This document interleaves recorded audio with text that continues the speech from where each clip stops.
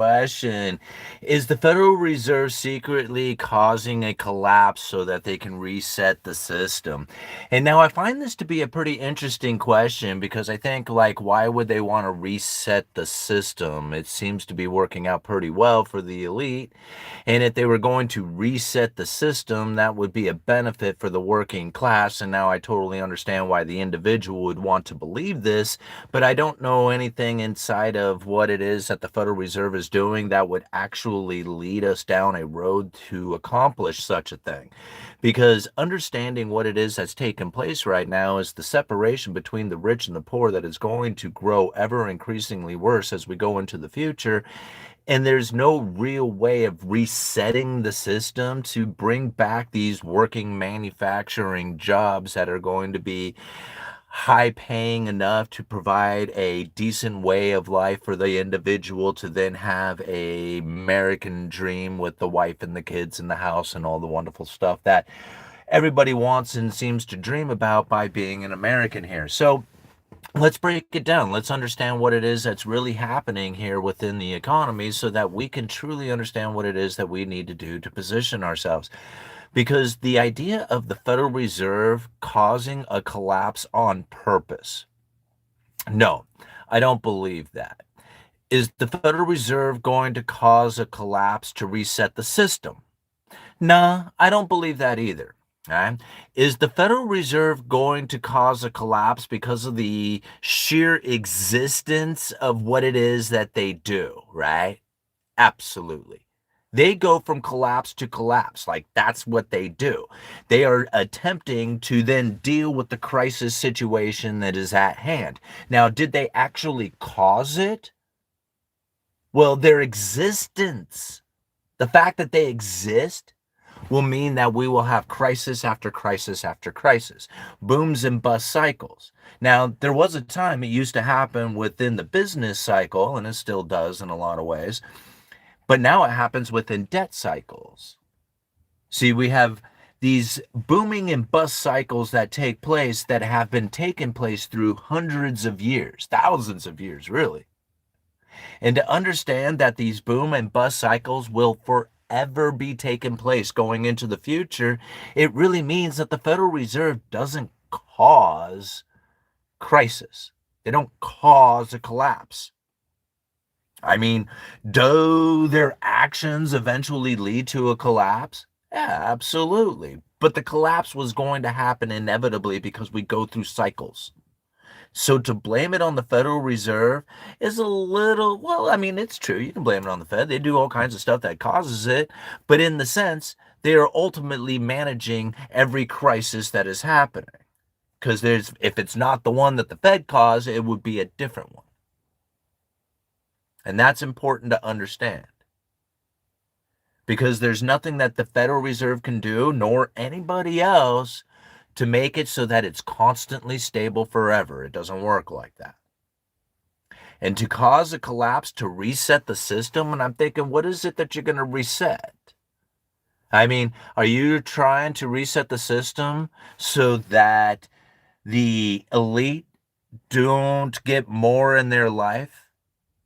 Like, who is it that's in the powers that be up there would ever do that to themselves? Does that sound like a reasonable thing that the powers that be would do? Is to create an environment in which that the wealth that they have would diminish so that the people at the end of the line could then have more in their life? Does that sound something like they would like literally write out and vote for things like that to do?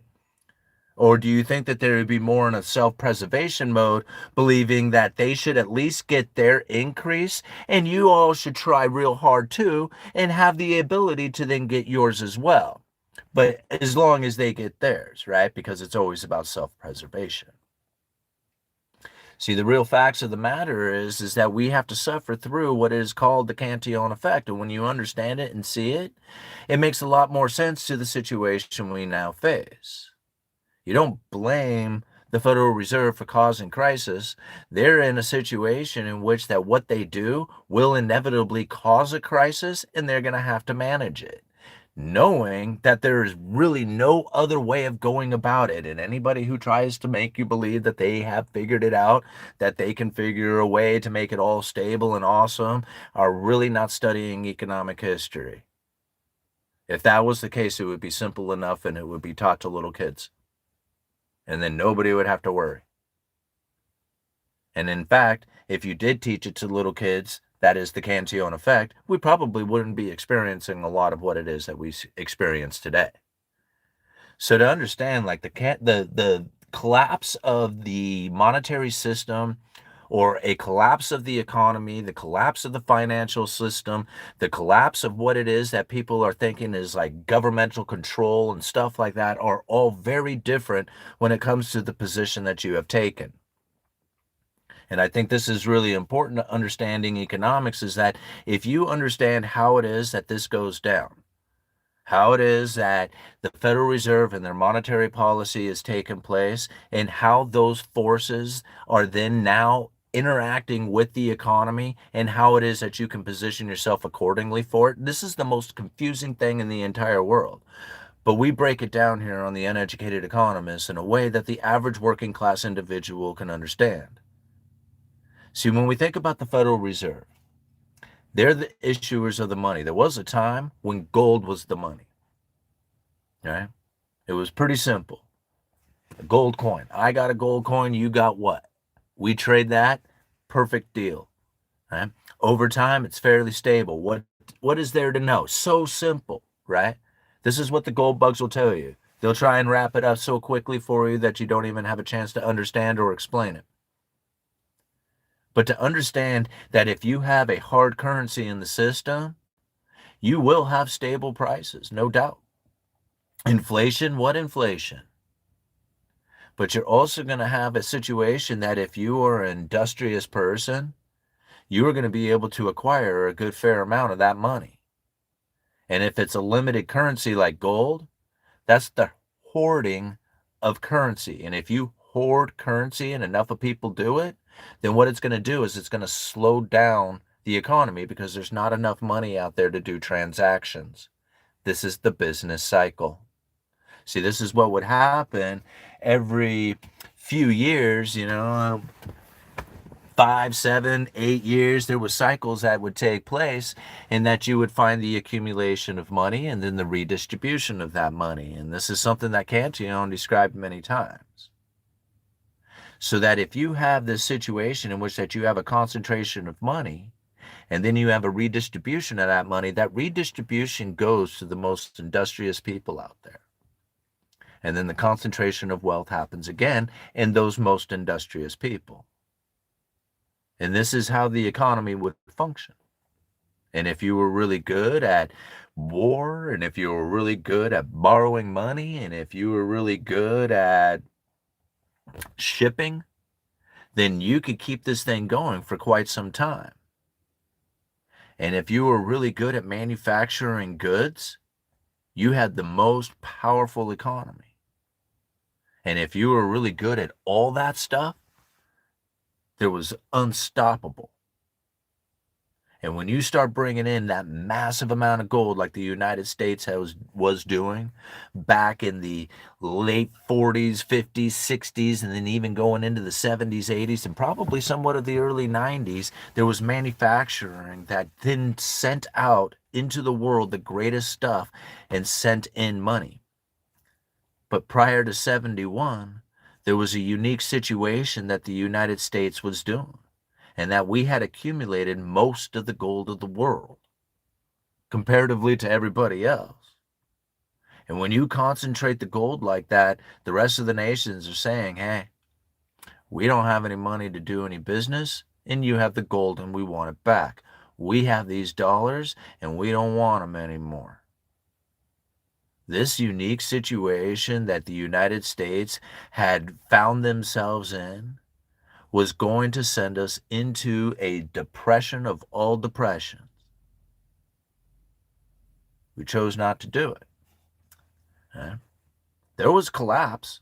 You know how many collapses happened? Right? That collapse was probably the worst. Everybody hated the dollar after that. Nobody wanted the dollar. Right? Nixon had pretty much destroyed any idea that the United States was going to be any kind of respectable or usable kind of currency out there, considering we weren't tied to gold anymore. Nobody wanted it. In fact, Jimmy Carter and his Carter administration was having such an issue with selling treasury bonds that they had to sell them in a foreign currency. Look it up. Carter bonds. They were due back in German marks and Swiss francs. Talk about a hardcore problem that they were facing. You think you got issues now? Think about what was taking place then. It was so bad that they had to promise to pay back the debt in a foreign currency. It's incredible to believe that was happening, but yes, that was the case. So when I think about what it is that we now face when it comes to the monetary policy of the Federal Reserve, we really have to understand that this thing is much deeper than just returning back to a gold standard. It ain't going to work just simple as that. And as many people want you to believe that, you have every opportunity to be on the gold standard all you want. Just go and transfer all your money into gold. But now you're going to have to also understand that this economy is going to continue to operate in some sort of fashion in which that it has operated yesterday. And what that means is that we are going to have ever increasing amounts of debt issuance. And that debt issuance is the currency. That is what people use to do the transactions around the world. And there's going to be a lot of people who try to convince you that they're going to dump those dollars so that they can use something else. There is nobody, literally nobody out there who is willing to borrow the money in such a level that it would match what it is that the United States has done. Nor does anybody trust them to do it. They don't even trust the United States to do it. How could they trust anybody else? So if gold couldn't do it and it wasn't enough, and dollars are the only thing available out there, even if people don't want them, what is it that could possibly collapse? What would it collapse into? What would that possibly look like? Tomorrow, I guarantee you, people are going to be looking to get paid in dollars, and they will take out debts in dollars. And so long as that's the case, the demand for dollars is going to be permanent. Now I get it. I don't like it. I don't want the Fed. I don't like the idea of the Fed. I wish it would end too and we could go back to a gold standard because I honestly think that I could conduct myself in a very particular way to be very successful. But I also know that if we were to attempt to switch to something like that, that our export market is not enough in order to bring in the funding that we need to sustain our standard of living. We just don't do it. We borrow money and buy foreign production. We don't export enough. We export a lot. We don't export enough. And that's the problem. And I know they're trying to fix it. They're not going to fix it. The problem we're going to face is that as the United States has moved into this new level of economy in which that we are a consumer and not the producer. See, when we were the producer, it was awesome. We could produce TVs and furniture and all kinds of awesome things and send it all over the world, and we got to buy it for ourselves, and everybody was just like, hey man, America is wonderful. They got a great economy. We switch from that producer into a consumer. And now this is a very, very different type of economy than the one that was producing good stuff, sending it out there to the world, and the world sending us their money, elevating our standard of living. We're now borrowing money to consume. Well, you think about it. Who's closest to the money when you're borrowing to do it? Do you think the guy who's working down at the lumber yard is closest to the money? Or do you think the person who has borrowed money to buy cash flowing assets closest to the money? The person who has any asset that cash flows, any asset that goes up in value. Is that the person who's closest to the money, or is it the person who is attempting to, I don't know, flip burgers or drive a truck or do any of these other things? See, they're at the end of the money because the consumer economy has all this trickling of money that we sell stuff to each other till you finally get it. And that's the problem we now face, is that we're not even remotely close to the new money. The new money is on such a higher side of the wedge that any working class individual attempting to get there is going to have such a problem trying to get it there with their new job that it's just not going to happen. The ever increasing amounts of struggle that it is to maintain a daily existence with higher insurance, higher energy, higher food, everything, higher health cost, everything that goes into it is too expensive, and the average day job just don't keep up. But yet it seems the asset holders seem to be doing quite well. And how much are they consuming? Most of it. Top 10% of households do 50% of the consumption. And then you think about that, that is crazy to think. They do almost 50%. It's not quite, right? But it's close enough. I mean, why not? Shit. 10% of the people do 50% of the consumption. Now, that is it's just mind blowing to try and wrap your head around that.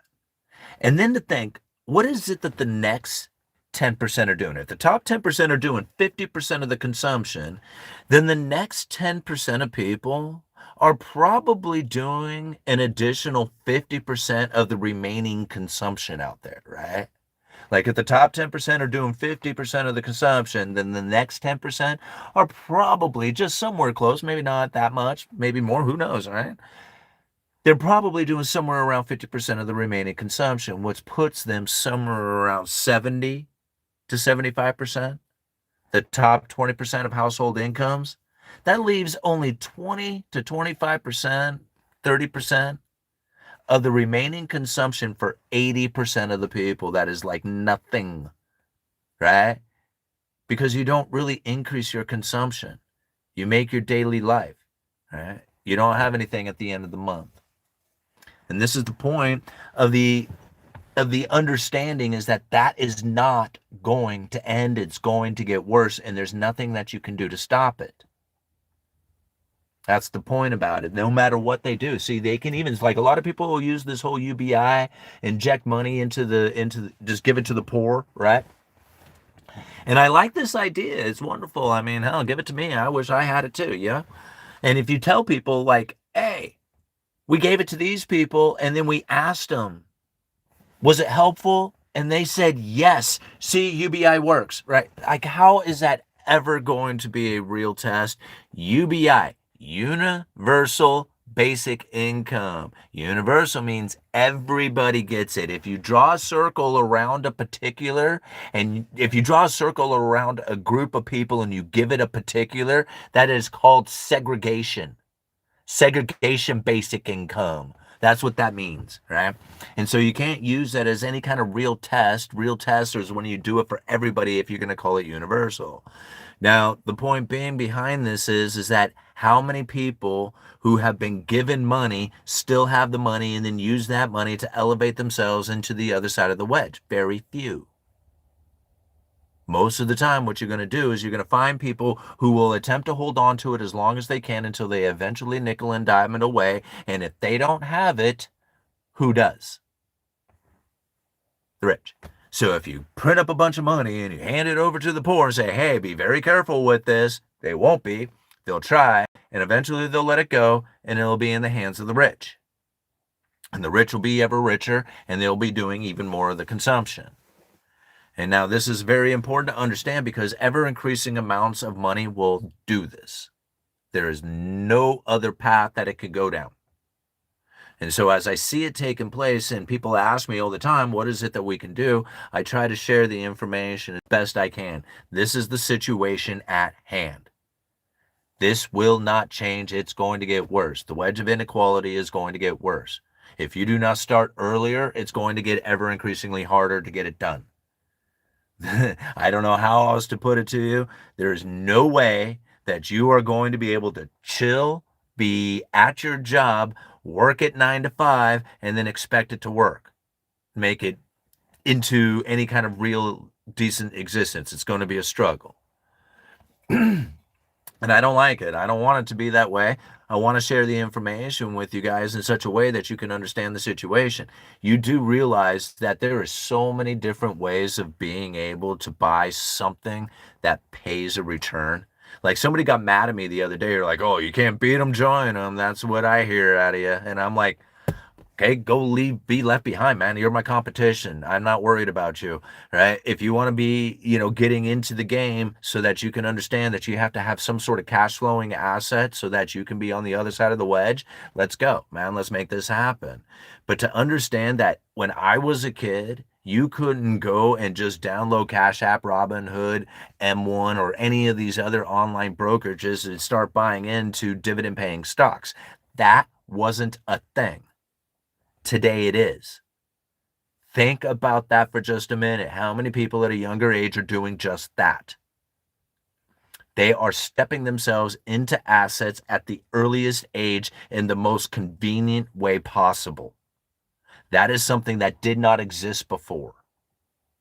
Could you get into stocks? Absolutely. Was it as easy as clicking on a button? Absolutely not. It was not even remotely close to being that easy. So being an asset holder today, as far as a capitalist position, is easier today than it has ever been. Like it's never been easier to be a capitalist than it is today. And if you want to get mad at that and believe that that's not something that you should do and that society should take care of you and you should just be able to just conduct yourself however you want by skipping along through life, go for it. Go try it. See what happens. But, the rest of us are going to face reality and the facts that we and them and everybody else is going to have to make a decision based on our own economy. And if that's the one that you want to live, then I wouldn't expect too much from it. I really wouldn't.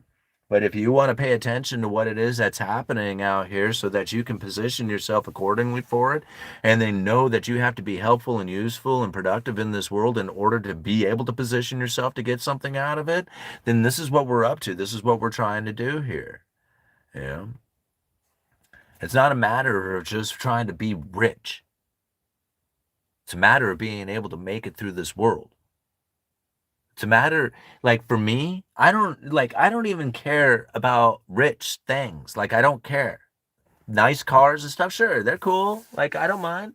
I wouldn't mind having a new car, but possessions, material things are not that important to me. You know what was important to me? Being able to pay my bills on time. That's important to me. And to be able to have that in my life is probably one of the greatest things that I've ever had. And if I can just go and push that out there for other people to achieve in this day and age, I don't have to work that hard for it. Right? It's a lot of work. I put a lot of time and effort and energy into studying so that I can put out these videos. But to me, it isn't work. To me, this is my life. This is my passion. So it's easy for me to do it. But I do it constantly. I do this, I do a day job, I do bingo, I do all kinds of side hustles, and I'm not trying to struggle to get it done. I'm just like being in the flow. And if I'm chasing excellence, then I know I'm not chasing pleasurable things that are probably going to cause me some sort of pain, right? I've shared this information so much on this channel. And I know that other people who have recognized what it is that I have attempted to do here have gone off and done it themselves. And I get stories of them telling me, I was just like, dude, I was so nervous about buying my first rental property, but now I've gotten 12 and I just really want to appreciate or tell you how much I appreciate your channel and everything you've done to encourage me to get me where I am today. And I'm like, whoa, dude, you bought 12 properties. Holy crap. Since you started, like, whoa. I get stories like that. I get stories from people who tell me that. And I'm thinking, holy moly, man, I can't believe you did that. That's incredible. They thank me for that. And I'm like, I didn't do that. Right? Like I'm chilling. I'm raising my family. I'm doing YouTube videos. Like I'm collecting up on assets that I think are going to be something that are going to be worthy in the future, something I can possibly hand off to my kids, something that pays a return. This is my position that I'm taking. I haven't necessarily wanted to dive into the real estate market. And then I got somebody who's coming to me and thanking me for them being positioned in real estate now. And I'm like, crazy. But that's cool. Right on, man. Everybody's got to find their own economy, and you're obviously doing it, All righty. 300 people I saw at that one point. 58 likes. Go hit that like button. We got a super chat. We're going to go check that out. I rambled on for 25 minutes. That's long enough, right? Good evening. Always good to catch you live. Thank you so much, Gunner, man. I really appreciate that 4.99. You guys are very awesome. Shared the stream with Wayne and Big Hill. Well, thank you very much. I remember when I bought stocks, I had to call a broker, tell him what I wanted, then he will call me back when the order got filled and how much I paid. Now I just click a button on the computer, right? And that's just the thing. Like, you think about it. Right now, you can be buying into stocks $5 at a time. It doesn't matter. Like probably even less. I don't know what is the minimum. I wouldn't even know. But you can get in simple as that, $5 at a time. And if you think about that, when I first got the ability to start trading online, it was e-trade account kind of things, and it was $10 a trade, right? So it was $10 in, $10 out. So it was already like if you were trying to do $100 even, I mean, you already lost 20% just off of the trade. Like you couldn't trade $100. Right, it would cost you 10% just to do in and out trades. It wasn't worth it, especially for somebody who didn't have any money. And back then, $100 was a lot more money than it is today, right? And a lot of inflation since then. But now, like, I don't even know. I got four different ways on my phone I can buy a stock. I got like six different ways I can buy cryptocurrency. I don't know how many different bank accounts there are out there now, and it was just like it's amazing to think of like what it is that the online abilities within the financial markets, banking industries, and the stock and investing communities have done. It's just unreal. Like this stuff never existed back in the day. All right, thank you so much. I'm going to check that out here in a second.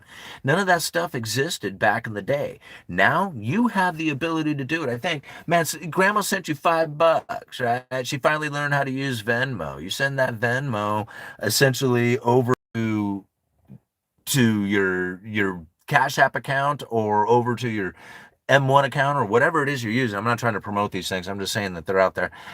You start sending it over to there, that little bit you get for your birthday, for Christmas, or whatever. And I mean, I don't even know, $5 is probably too little now. They're probably sending you like 20 or $50 now.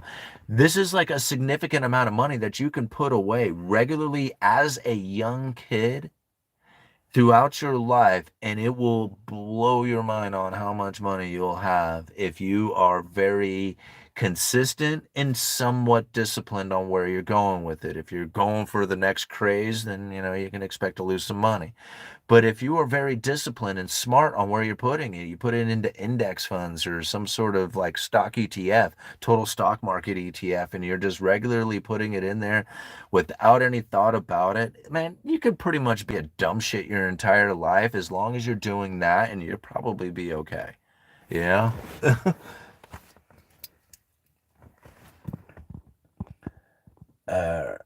uh, Johnny Midas, thank you so much for the $20, man. Very cool of you. Just celebrated my 9 years clean and sober, Simon. Love your channel, brother. Well, thank you so much, Johnny Midas. And I really appreciate the support for the channel and in the thoughts. And, me sharing the story with alcohol, I know a lot of people have come to me and said, man, thank you for doing that. And I appreciate the story, man. 9 years sobriety. Good for you. That's about where I'm at too. Like, I don't know exactly when I quit. That's really here. We'll dive into a little alcohol and then we'll go back into economics. I don't know when I exactly quit. I don't even really remember the last beer I drank. I kind of like remember the timing of it, and I just remember being frustrated, and I had like quit drinking, and then I drink, and then I quit drinking, and then I would have a drink, and so like this was one of those times that I really wasn't wanting to admit that I was going to have this drink or I did drink, and so it was like one in a gap, and I don't really remember it, so I don't know exactly how long it's been. I know it's somewhere around 9 years, and it feels really good. And I tell you, every single day, about 4 o'clock at work, I think about it. I do. It's something that never goes away. 9 years later, I still think about it, like how nice it would be to stop by, have a drink, chill, whatever. That always hits me. And then at clock out and I'm heading home, I drive right past all the bars, the stores. I don't even think about those things when I'm heading home. I just go straight home. Right? But it still hits you. It's still deep down in there, and you'll never go away. All right. I mean, well, maybe for some people it does go away, but for me it doesn't go away. And it feels good to know that it's been this long, but to know that it's still deep down in there and that it's still, it's forever a recovery. Um, oh, I had to, because I had the surgery. Oh, yeah, well, you'll remember the surgery. All right. Trade paper first and don't leverage, or you will lose your shirt. Hard to type on the phone screen. It is, isn't it? It's much easier at the computer. Don't put money into the stock until you understand trend lines and don't start by becoming a day trader. I totally agree. That's why I've always dollar cost average. I told people, and I've tried day trading before, and I've done okay at times.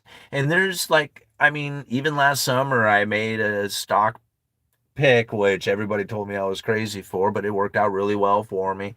But I'm not one to really give investment advice. That's not really what I'm doing here. It's more of trying to understand the underlying economic forces so that you know how to position yourself accordingly for your own life and existence.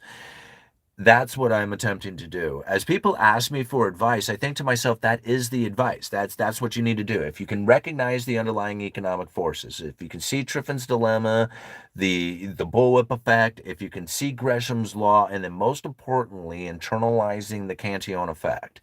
Now, I've built a lesson, a course, just for that, right? So that you can go and study what it is that I have studied in order to gain this knowledge. And now a lot of people are saying, hey, man, why should we trust you? Don't, right? That's the whole point. The beauty of it. You don't get to trust me. You shouldn't trust me. You should go and look at that information and determine it for yourself. Judge it judge it on that merits.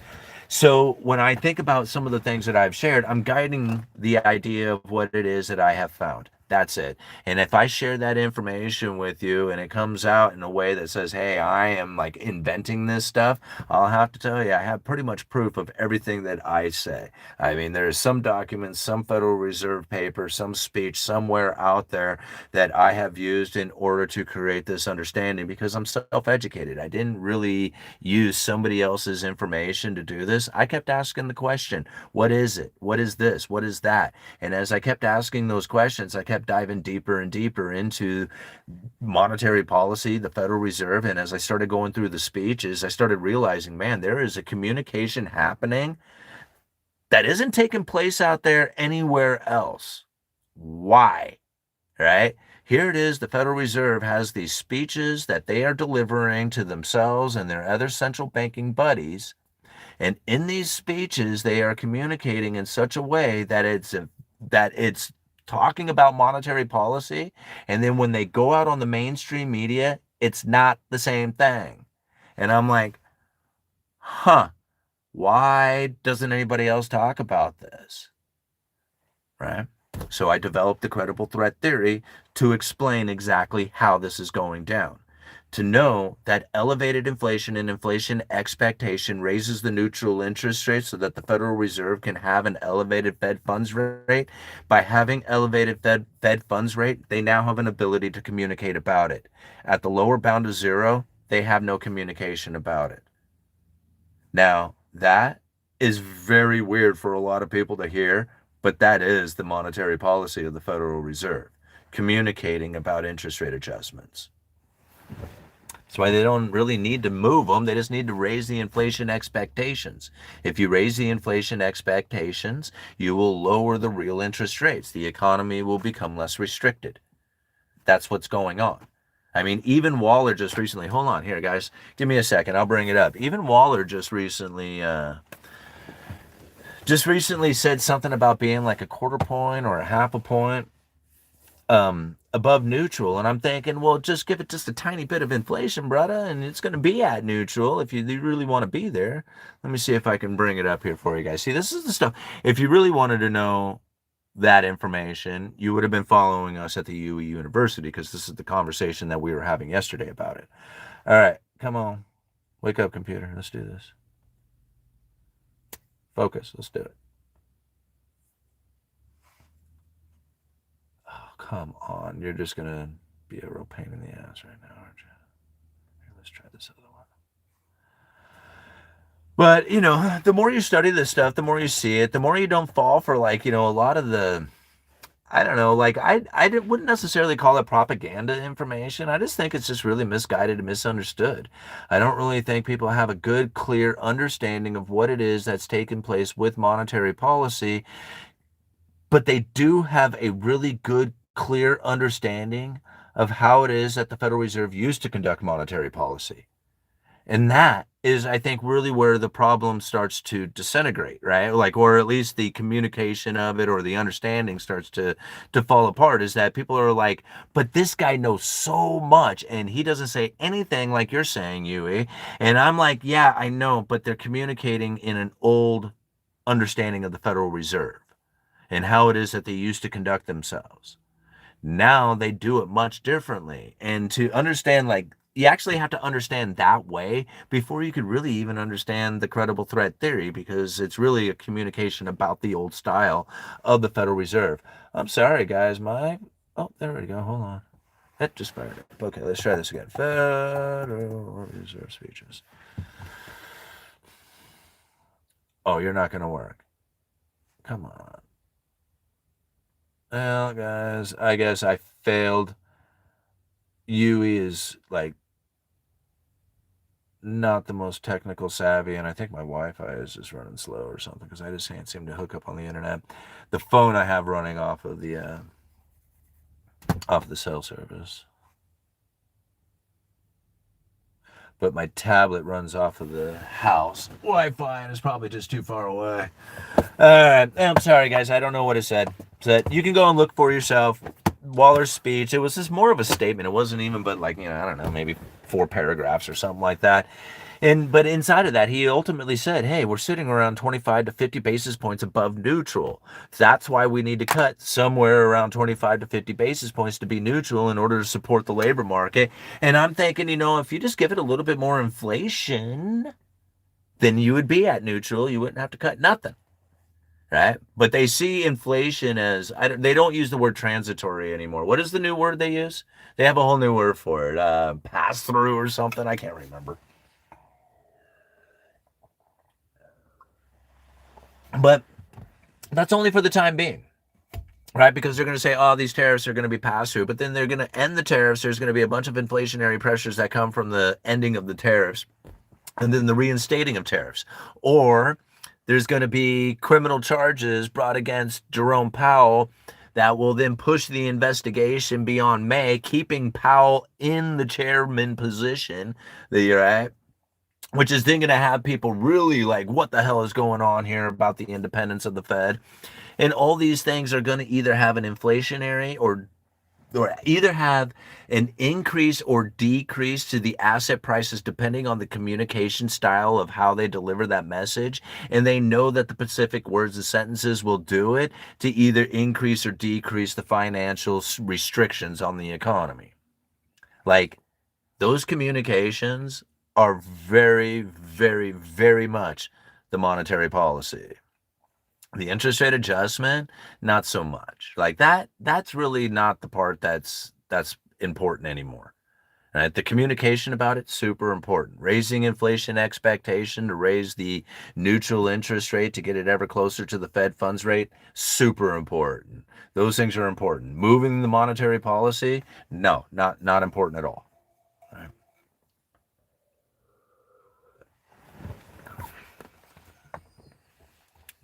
And you can see it. Just look at the top, like, they have such a resilient economy. Why? Because the top 20% are consuming. Why? Because the asset prices are doing so well and they're getting a return on their capital investments because of the elevated interest rates. We, the working class, are not the important ones. They, the consumers, the upper 20% of household incomes, they're the important ones. We're left behind. That's why it's important. You have to understand. That's why I keep saying, you got to get into those stupid apps, get those stupid dividend stocks, buy those stupid rental properties, team up with people to start businesses, level up your education. I don't know what it is you're going to do, but the job that you're working, even if it's a good job today, is going to be a bad job in the future. It's not going to work. It's going to provide you with less. asset holders will be provided with more. I mean, I don't know how else to tell you.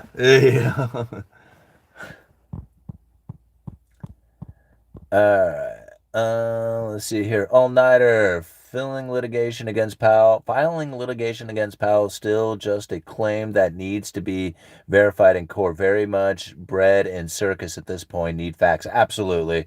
All nighter. That's all it really is. And like, I think like really Jerome Powell, I really honestly believe that he was given the position of chairman because he is an outstanding actor. I really do. Right? I think he's an outstanding actor. I think he can deliver a message to the people without saying particular things, knowing what they are. Right? So he has to make sure and deliver a particular message. And with that message is essentially acting. Right? And you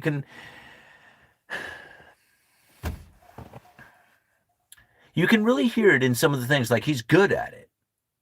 When he says stuff like the makeup strategy became irrelevant, that was a really interesting statement to make. Because if it was 400 videos I did ago. I couldn't tell you which one it was. But we had done a video on it where he was at a press conference. He's being interviewed, and they asked him about them, like straight up. It was like, "Hey, you were pushing for moderately above 2% for some time with this makeup strategy. Can you tell us a little bit more about that?" And he says, "Oh yeah, well, it turned out COVID made the makeup strategy irrelevant," and the crowd giggled. There was like a few people out there who went, and I'm like, "What was with the chuckles, guys? Right? What was that about?" Why were you guys giggling about that? I didn't think that was pretty funny. I mean, here it is. Jerome Powell was just questioned about whether or not that they were pushing for elevated inflation expectation to get the new or to have 2% inflation, or sorry, to run inflation above the 2% target. And he said, "What about the makeup strategy that you guys had?" And he turned and he answered the question by literally saying, "COVID made the makeup strategy irrelevant." And then the crowd laughed, or a couple of people in the crowd laughed. And so I thought to myself, it was just like, it made it irrelevant because you didn't need to use it anymore. COVID solved the problem that the makeup strategy was going to be deployed to do. Now, that is something very interesting. When you look at it this way, COVID meant that they didn't need the makeup strategy anymore and made it irrelevant because COVID caused inflation. What was the makeup strategy meant to do?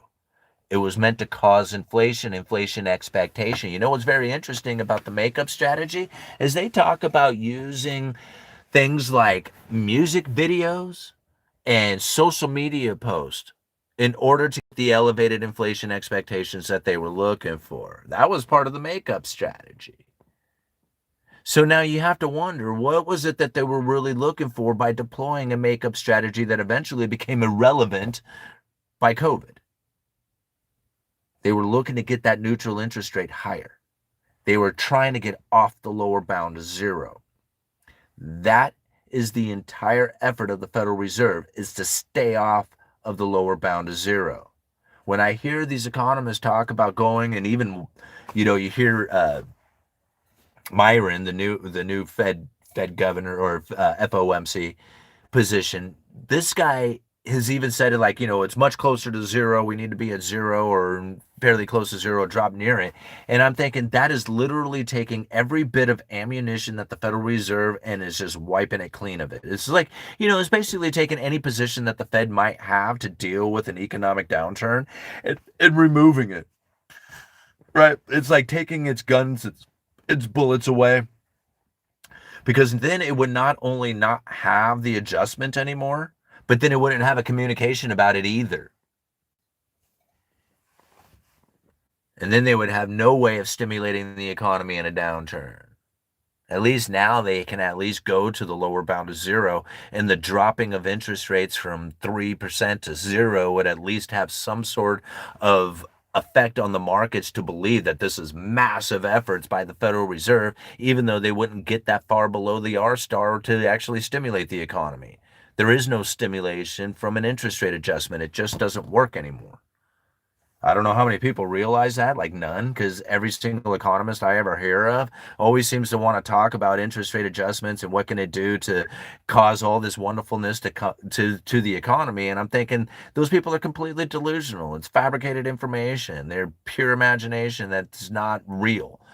If you drop the Fed funds rate to zero, you will not be far enough below R star to stimulate the economy. The only way that it would actually do it is if you had elevated inflation going at the exact same time. Why would the Fed drop interest rates to zero if you had elevated inflation at the same time? That doesn't make sense. But it might. It, I mean, then at that point, I guess, yeah, that would stimulate the economy, right? But if you had a fall in inflation expectations, and started running into recessionary pressures, then what you would find is R star being close to the effective lower bound. And if the Fed went to zero, they would not be far enough below it to stimulate the economy. That is the problem. They're not going to try and cause any of that stuff. They want elevated inflation expectation. They want elevated neutral interest rate, which is the Federal Reserve positioned far enough above the inflation or above the R star and inflation in order to remain neutral. Uh-huh. And so if inflation starts to rise and the Fed stands still, they may very well find themselves neutral. If inflation continues to rise, they would be stimulated. They don't have to move interest rates. Inflation itself can then restrict or ease monetary policy, simply based on the people's understanding of what it is that the Federal Reserve is probably going to do into the future. It's good stuff, right, guys? Am I the only one who talks about this? Am I the only one who brings it up? 320 people watching. Smoke and mirrors built on a house of cards. Couldn't they use negative interest rates if they move closer to zero? Now, Foggy Folk, that is a very good question. And yes, there is the real possibility that could go into negative interest rates. However, if you were given a negative interest rates on your bank account, what would you do? All right. I mean, if you had a checking account that had, $3,000 in it that you use to, do your bill paying and stuff like that, and that had a negative interest rate on it, what would you do? Would you keep your money in that bank, or would you pull the money out? You'd probably pull the money out, right? So there's an issue with negative interest rates and cash. These two have a really difficult time operating at the same time. Now, you can do negative interest rates in the bond market in a really kind of odd way. And now I'll try to explain negative interest rates on the bond market. But when you think about negative interest rates down on the savings accounts of an individual, you got two different behaviors that are happening here, right? Because that's not the same thing taking place. Now, I'm going to pretend, do I have a pen in here?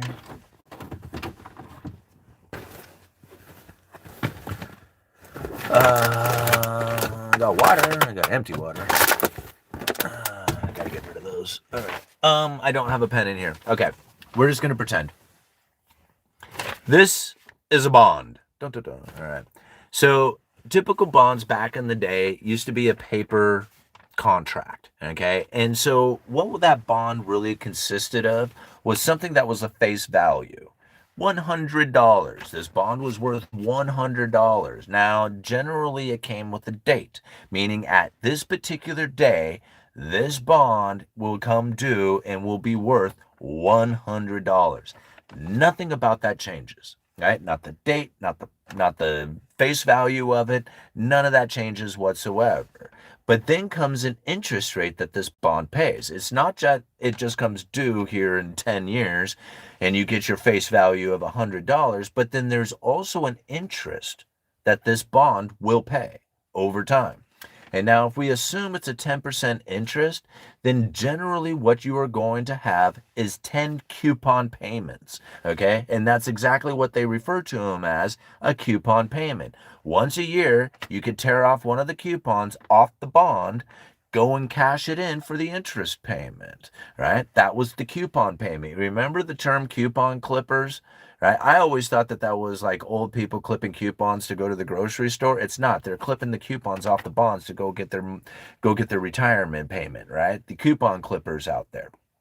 So as the bond would age, you would be able to tear the coupons off until the bond finally came due, and then you would cash it in for the face value of it. So those coupons were the interest payments that would pay. Now, think about this bond for just a second. If you had just purchased it, boom, you got it, paid $100 for it, you got 10% interest on it, and that's what the coupons are going to pay. So you know that you're going to get $100 back, right?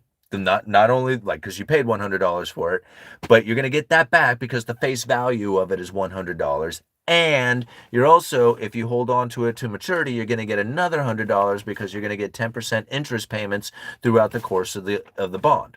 Right? So every payment is $10. At the end of the payments, you'll have $100 in payments, plus you get the face value back. So it's made $100 for you. Right? 10% yield. Is that easy enough so far? All right. So now here we have this bond that you just purchased, 10% yield, or 10% coupons, right? That yield 10%, has $100 face value. You paid $100 for it. And now this bond just went up in value. What does that mean? Well, you paid $100 for it. Okay? And now it's gone up in value. So somebody's meaning they're going to pay what? 105? Yes, that's exactly what it means. It means they're going to pay $105 for that bond when you paid 100 for it. Now, they got the bond. Like, say I bought it. I bought it for 105. Woohoo! Got my bond. Right? I'm going to hold on to this sucker. Right? Now, I hold on to it for maturity. I get my $100, right, from all the coupon payments and $100 for the face value of it. But because I paid $105 for this bond, how much did I actually make off of it? See, my yield dropped just a tiny little bit because I paid a higher price for it. So as the price of the bond went up, the yield went down. Nothing about the bond changed, right? The coupon payment was the same, the face value was the same, the maturity was the same. The bond, that didn't change. That thing is the exact same no matter what. How much I paid for it did change. And if I paid a lot for it, then that means the price goes up and the yield, what I actually get at the end of it, by the time I get all my 10% coupon payments and the face value, will be less than somebody who had paid less for it. So if you paid $100 for it, you're going to make $100 off of the coupon. If I pay $110 for it, I'm going to be making $90 off the coupons. Even though they pay 10%, there's nothing that changed about it. But I have to incorporate how much I paid for the bond to begin with. As that bond goes up and continues to go up in price, if there's a lot of demand for it, then you're going to find the price of the bond continues to rise and the yields will continue to fall.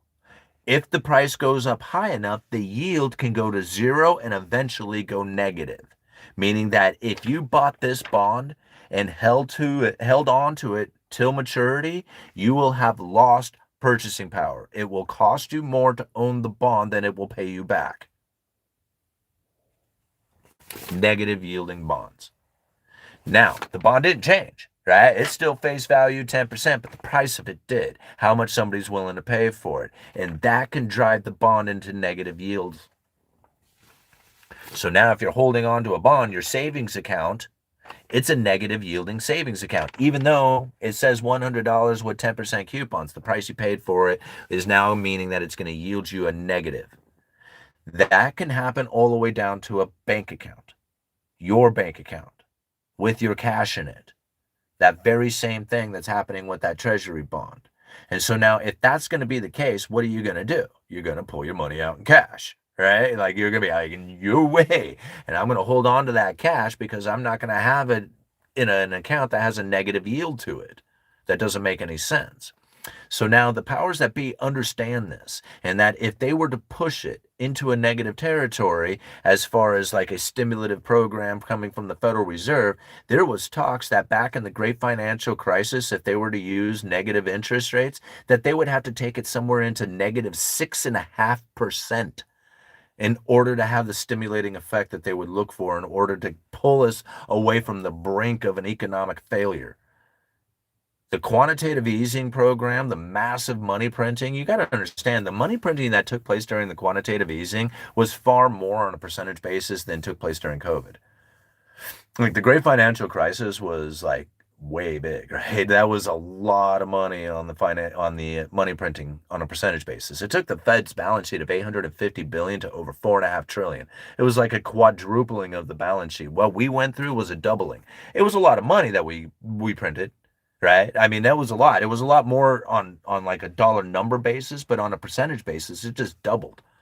It like back in the great financial the crisis, it was a quadrupling. It was way more. All right, let's move on. All right. So, do you guys get the bond thing? I hope that was helpful. Like a lot of people, when I give them the bond description, they finally get that, aha, I finally get it. Now I understand why prices go up and yields go down. If you think about the bond being the same, like it doesn't change. What does change is the price that you pay for it. And then once you figure that part out, it starts making a lot more sense out there on why it is that like yields going down is real exciting for the bondholders because their portfolio is going up in value every time the yields go down. You know? But then the return on capital investment goes down, and less inflationary pressures at the zero bound. It's really ugly. Okay. Just received the book in the mail, Cantillon Effect, in the mail today. We shall see. Perfect. Be sure to at least get through those 3 chapters. If you don't, I mean, the entire thing's really good. It's kind of dull in a lot of ways. You think about it. It's an old economics essay from 100 years ago. But it's really good stuff when you get through it. But those chapters, and there's some really good chapters in there, especially the ones about population growth and stuff. And then, like, the speed of money. There's like really good chapters in there. But those 3, right? The increase and decrease of money to the state and the further reflections upon that topic. That one should seal the deal, right? On understanding of the money flow and why it is that you actually need to get into asset allocation of one way or the other. All right, if you guys are having fun, continue to hit that like button. We have 140 people who have hit the like button with 328 people watching. All right. Thank you all night for posting the links, man. Great chat tonight. Yeah, Peter Schiff is having the time of his life right now. Yeah. Oh, Peter Schiff is. I mean, I've never not known Peter Schiff to not be having the time of his life. I mean, he's always like seemingly to be on having the time of his life. Always doomsday scenario when it comes to the Fed. And I totally get why. And you got to understand, like, the position that he is in an attempt to make money. Like, if I had something to sell, which I do, it's the course. I'm trying to sell the idea of what it is that the Federal Reserve is doing. And that theory, the credible threat theory that I have developed, is unlike anything else that anybody is sharing. That is helpful, useful information that I think is worth more than gold. Peter sells gold. So when you hear me selling the credible threat theory, it's me selling you helpful, useful information. When Peter Schiff is selling helpful, useful information, he is selling you gold. Right? When he's providing you helpful, useful information, he's selling you gold. So now, how do you want to look at it? Right? Like here it is. I believe I'm helping you out with the understanding of economic theories and monetary policy so that you can better position yourself. It's a sales pitch. I think it's a helpful, useful sales pitch, but it is. Buy my course.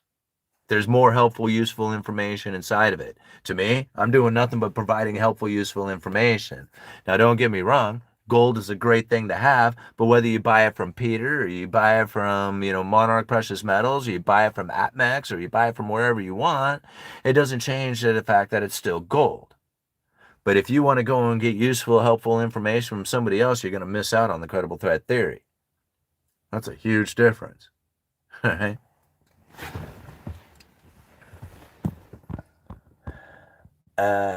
Rambo isn't reality. Peter Schiff has a hefty bag of BTC as well. Trust me. Oh, I'm sure he does. I met his kid. His kid has that, right? Spencer. Is soft landing just code for managing who eats losses? Soft landing. I don't know. I'm guessing soft landing means that like the working class individual doesn't have a massive rise in unemployment. That's what I'm assuming is the soft landing. Like you're gonna feel pain. Like I don't know where it is that the people are saying, man, I just want to feel the relief of the pain and suffering of how hard and difficult it is to try and make it in this world today, and that is not going to get any easier. That's going to get harder. And see, the problem is that most people are not going to recognize why it is. Like, why is it that like trying to make my apartment payment is getting more difficult? Like I have to put in more hours and the food's getting more expensive and the insurance and then on and on. And it seems like, they would hear stories like my dad did this exact job and he was able to provide enough for this entire family and I can barely even, provide enough to, make it through the end of the month and I don't even have that much in my life. Why is it that way? Like, why isn't this job doing it anymore? And they ask that question. That is very difficult to answer in a single video. But I try to share what it is that's happening there. And what has taken place is the people who were closest to the new money back in the day would share that experience with each other. And I know that sounds weird, but think about it. If you were a kid back in the 70s, all right, you were a kid back in the 70s and you wanted a car, and your sister wanted a car. And now you didn't have a job, but she did have a job, and she was like, waitressing over at the local cafe.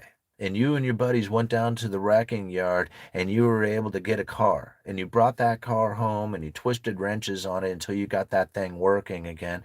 And your sister was able to buy that from you because she worked over at the cafe. Think about this experience that two kids could do.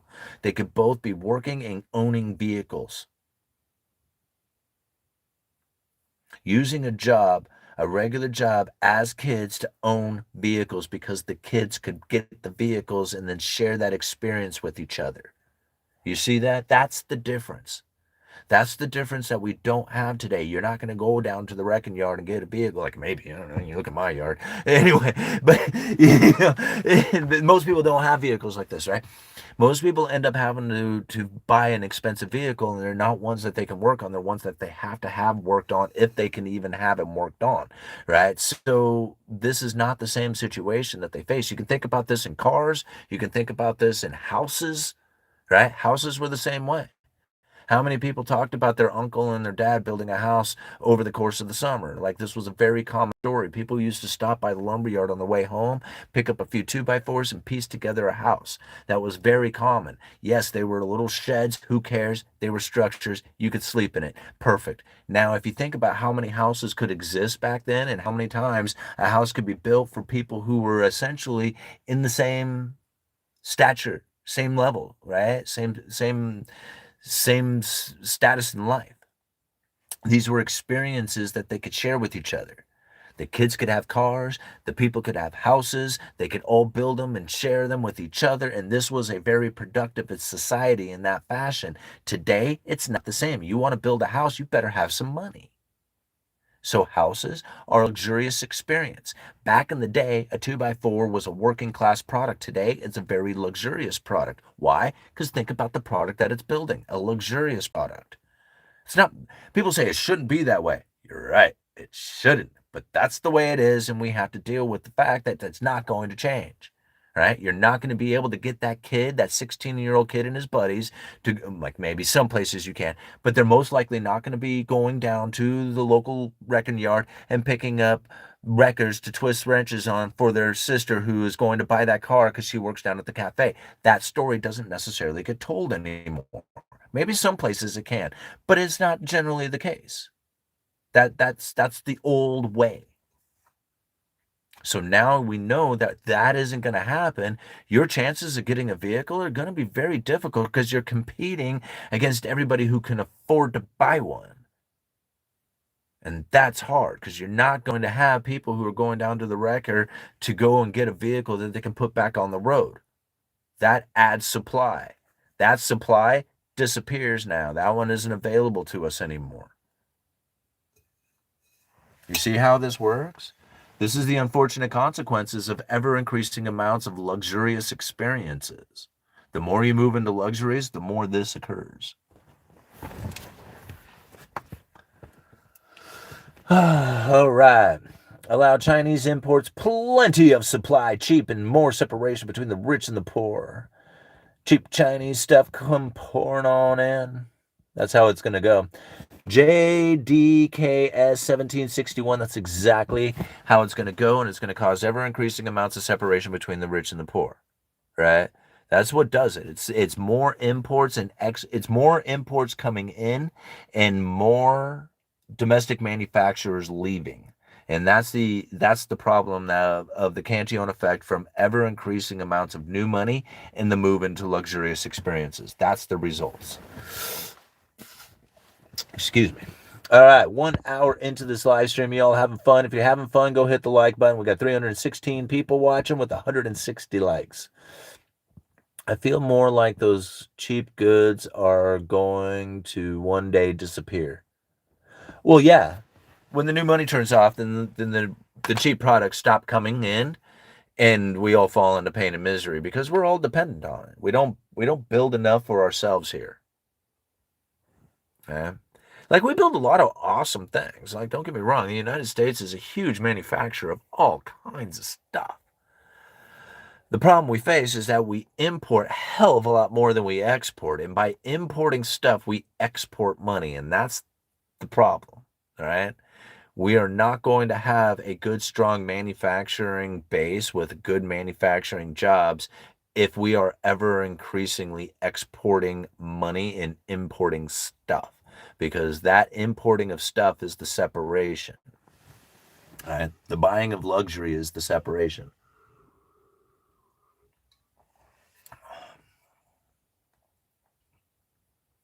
But what are you going to do? What are you going to do? I mean, what are your plans? You sit around and hope that things change one day? One day, the new money will turn off and everybody falls into pain and misery. All right, manufacturing jobs, unfortunately, are going away due to automation anyway. Yeah, I mean, and that's just, I would think that would be the natural course of things anyway.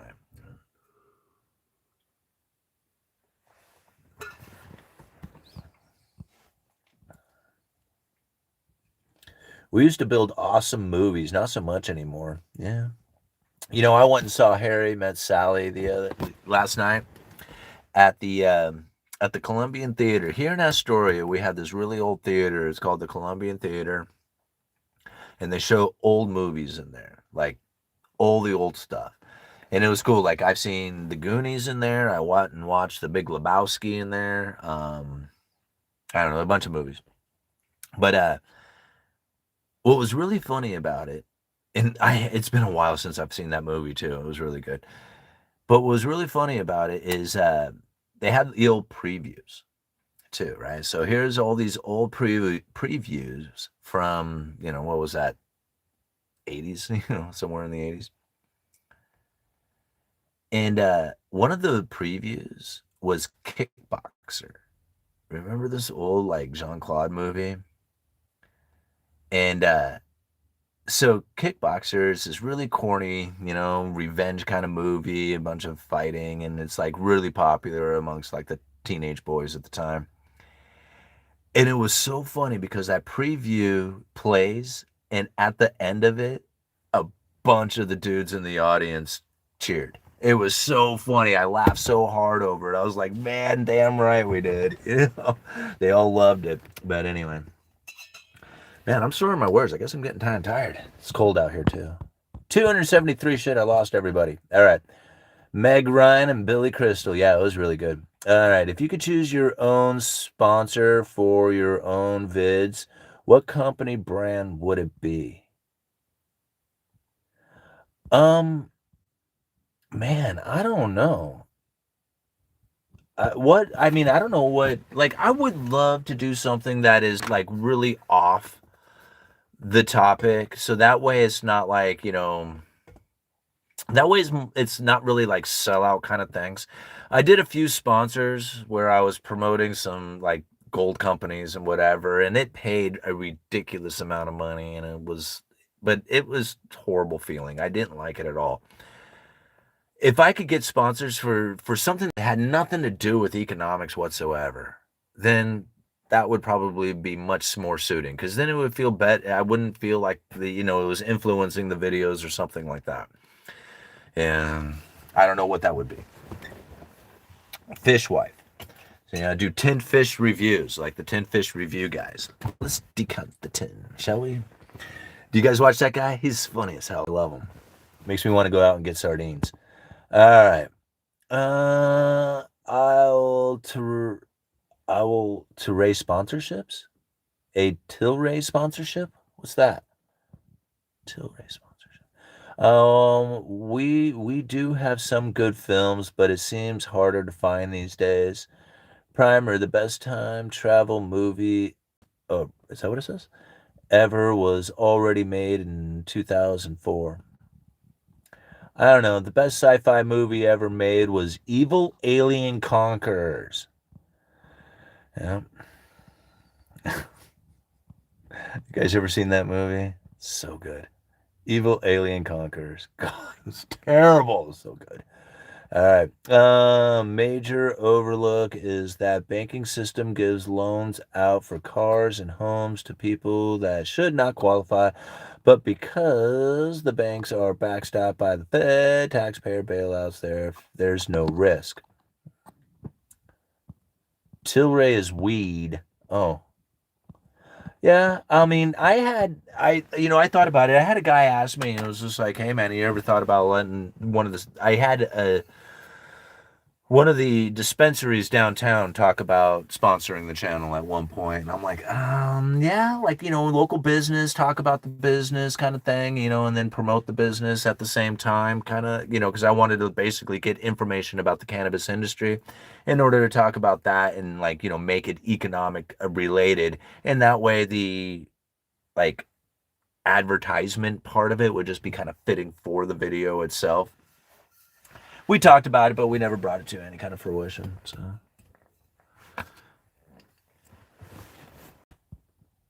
what time is it? Oh, I got. What was that? Oops. Hold on one second, guys. Dang it.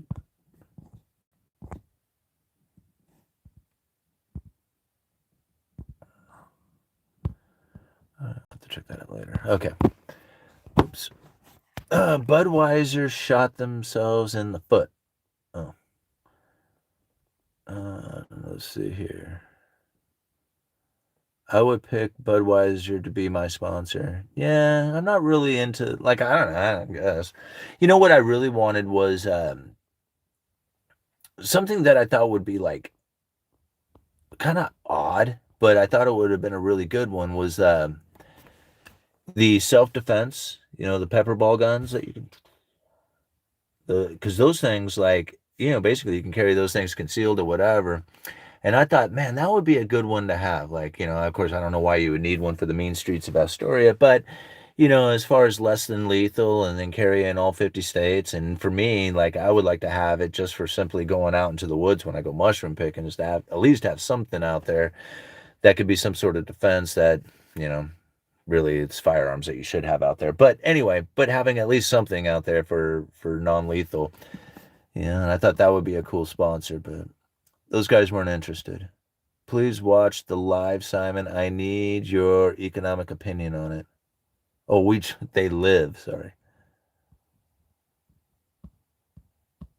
they live. I gotta watch it. I don't know if I've ever seen that movie. I'm selling everything and buying a little piece of land and digging a well, getting a large solar array, and installing a mobile home.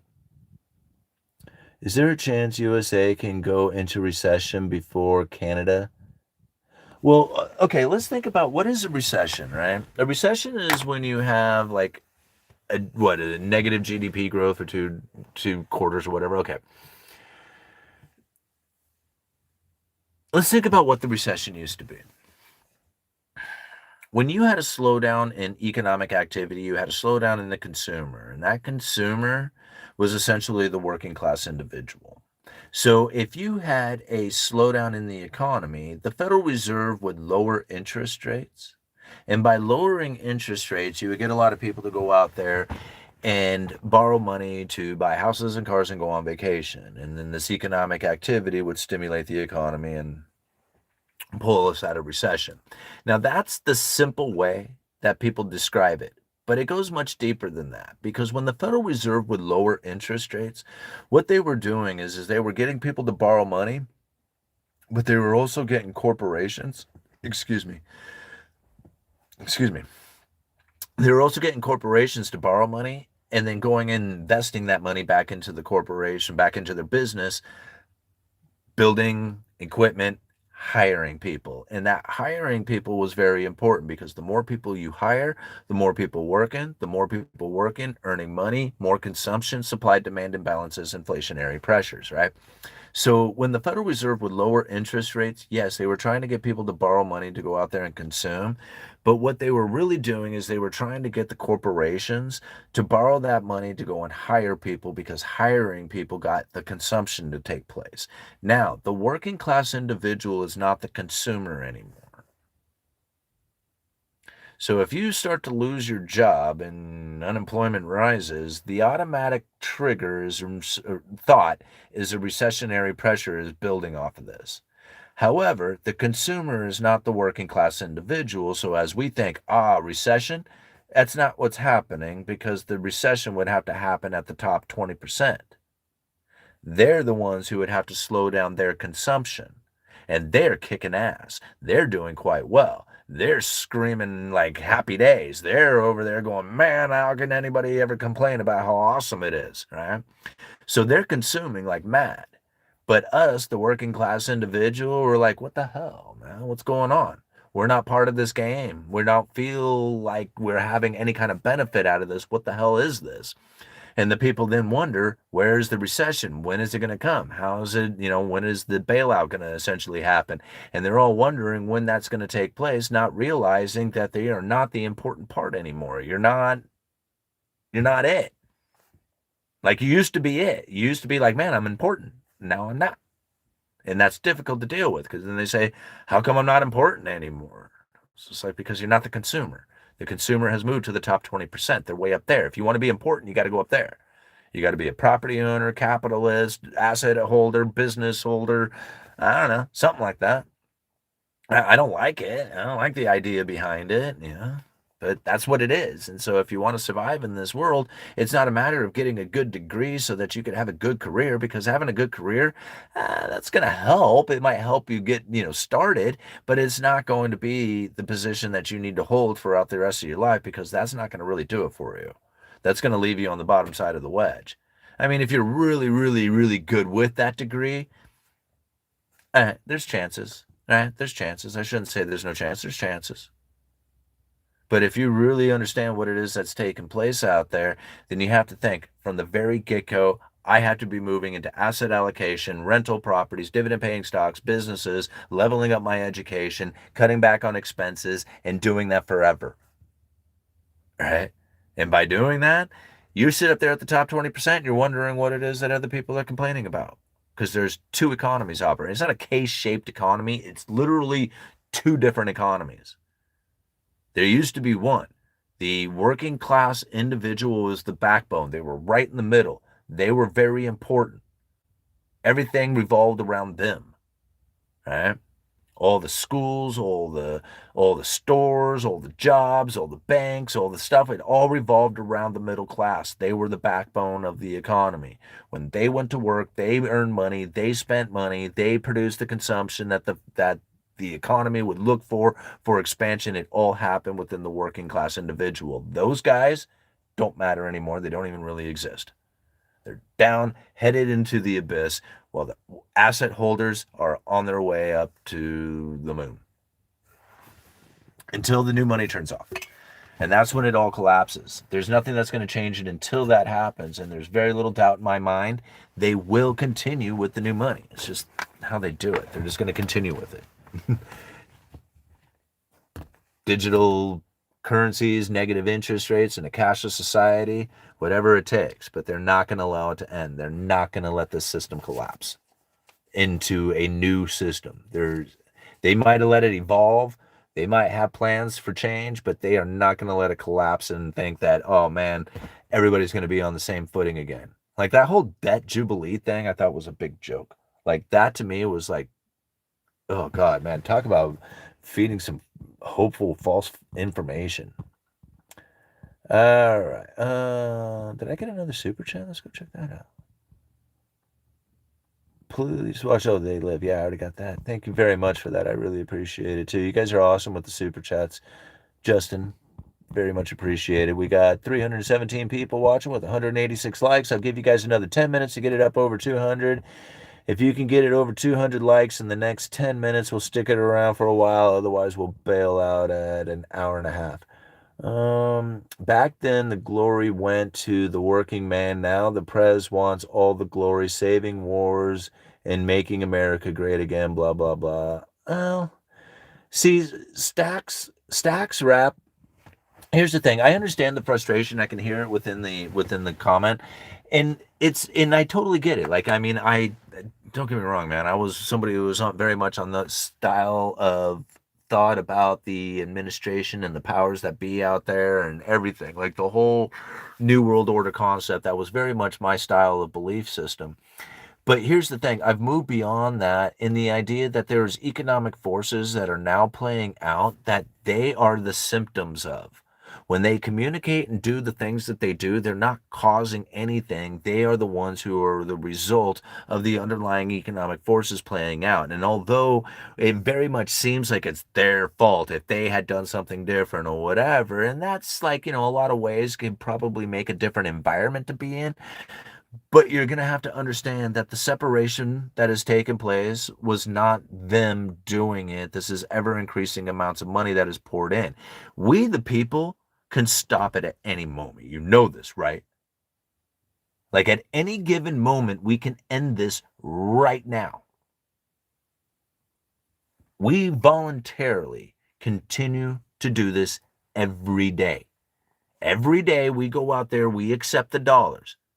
We do not try to do transactions in silver. We do not try to do transactions in Bitcoin. We do not try to do transactions in euros. We do not try to do transactions in seashells. We do transactions in dollars, period. Everybody, all over the globe, everybody does it in dollars. Now, because of that, there is no change. There is nothing that is going to change about this. As much as people wish and hope and dream and pray that it does, it won't. It's permanently here. Now, if there was a collapse of the entire system that does take place, and it very well could, I'm not trying to deny that it couldn't happen. It could. It's very unlikely.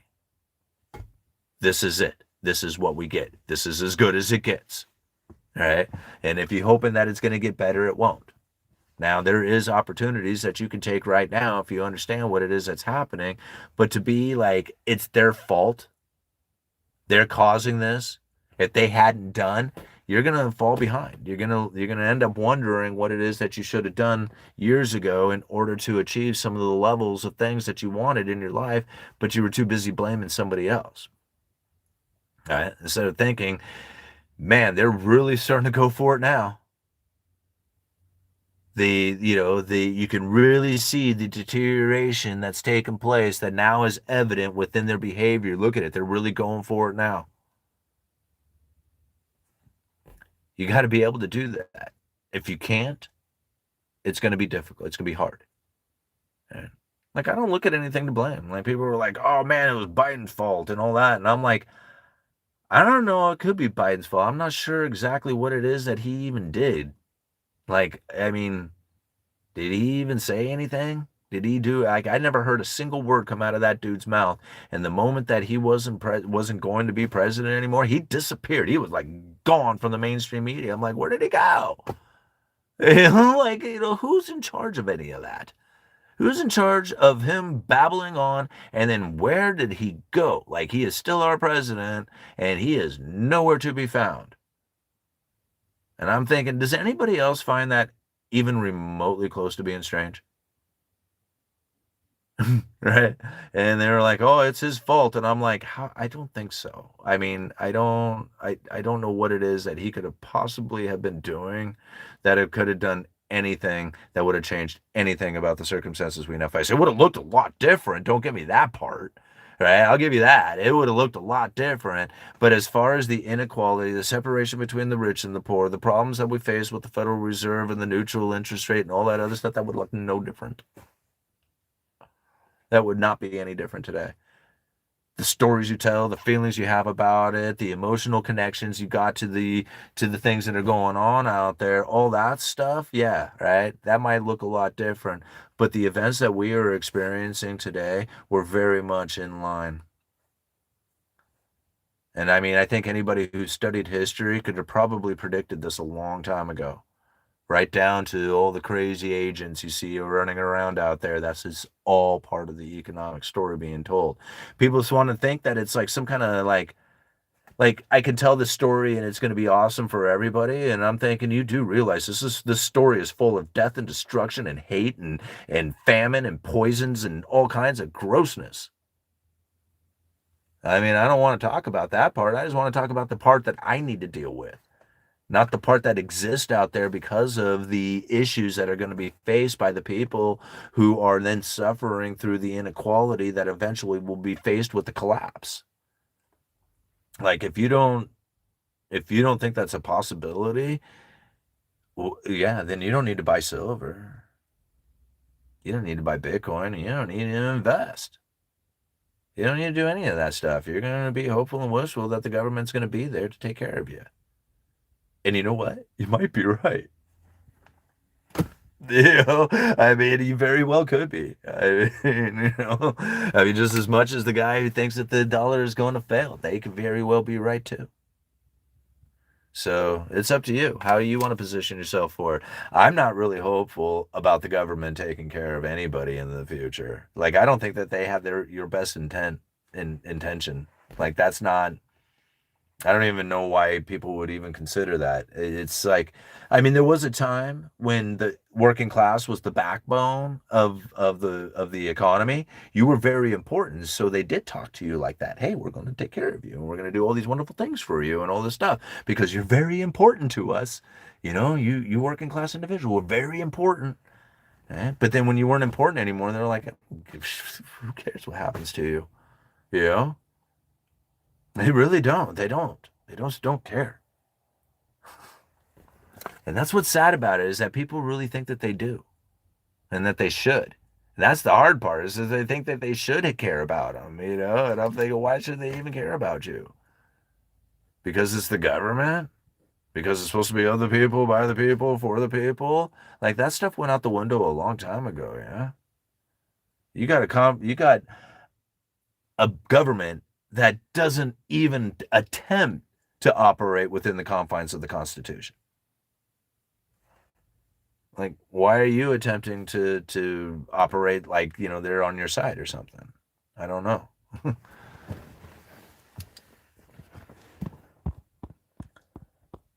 All right. What ice only killed two people recently? All right. Off topic for a second. Moral hunting mid March.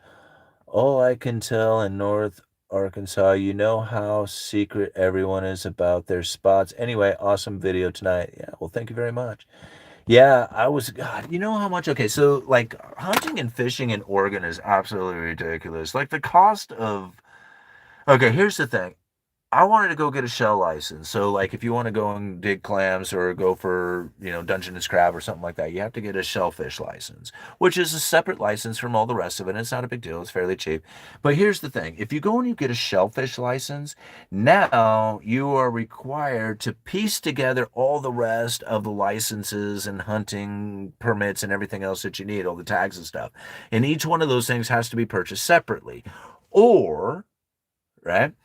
you could buy the Sportsman's Pack, right? So the Sportsman's Pack includes everything that you would need. Well, just about everything you need. And it's really expensive. It's like $275, but you get all of it, right? You get all your hunting tags, your fishing licenses, everything that you need, except for I think maybe your federal waterfowl permit, right? Water stamp. So I think it gives you just about everything you need. But if you buy just one piece of that, if I was to go down and like, I don't want to get the Sportsman's Pack right now, I just wanted to go down and get the shellfish license. If you go and get the shellfish license, it denies you the ability to get the Sportsman's Pack. You have to piece the rest of it together, right? So now this is kind of ridiculous. So right now I wanted to go fishing for Dungeness with Freddie, and I didn't really want to buy the Sportsman's Pack yet. I just wanted to get the shellfish license, but no, you can't. You have to go and get the Sportsman's Pack, right? And if you're going to do that, or else you'll have to piece together all the rest of it. So I'm figuring, well, if I'm going to get one, then I might as well get Freddie's too, right? He doesn't need it, but he will here in a couple of months. He's going to turn, his birthday's in May, and he'll have to have a license at that point. And the youth Sportsman's Pack is now up at $75. So for Freddie and I just to go fishing this year, it's $325. If we wanted to do anything else too. I mean, just the fishing alone would, I forget how much it is. It's like, I think with the salmon tag and all that, it ended up being like over $100 if I remember right. But anyway, so they force you to buy this Sportsman's Pack, even if you're not going to use, all the tags and everything else, if you're not planning on going, bear hunting or whatever. But you could if you wanted to, I guess.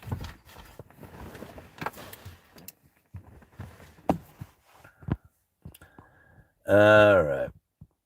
I don't know if it's possible to privatize it. Nature of market is such some people would end broke and end of life in the government. We need to tax the worker to provide for them anyways. Old people tax. Yeah.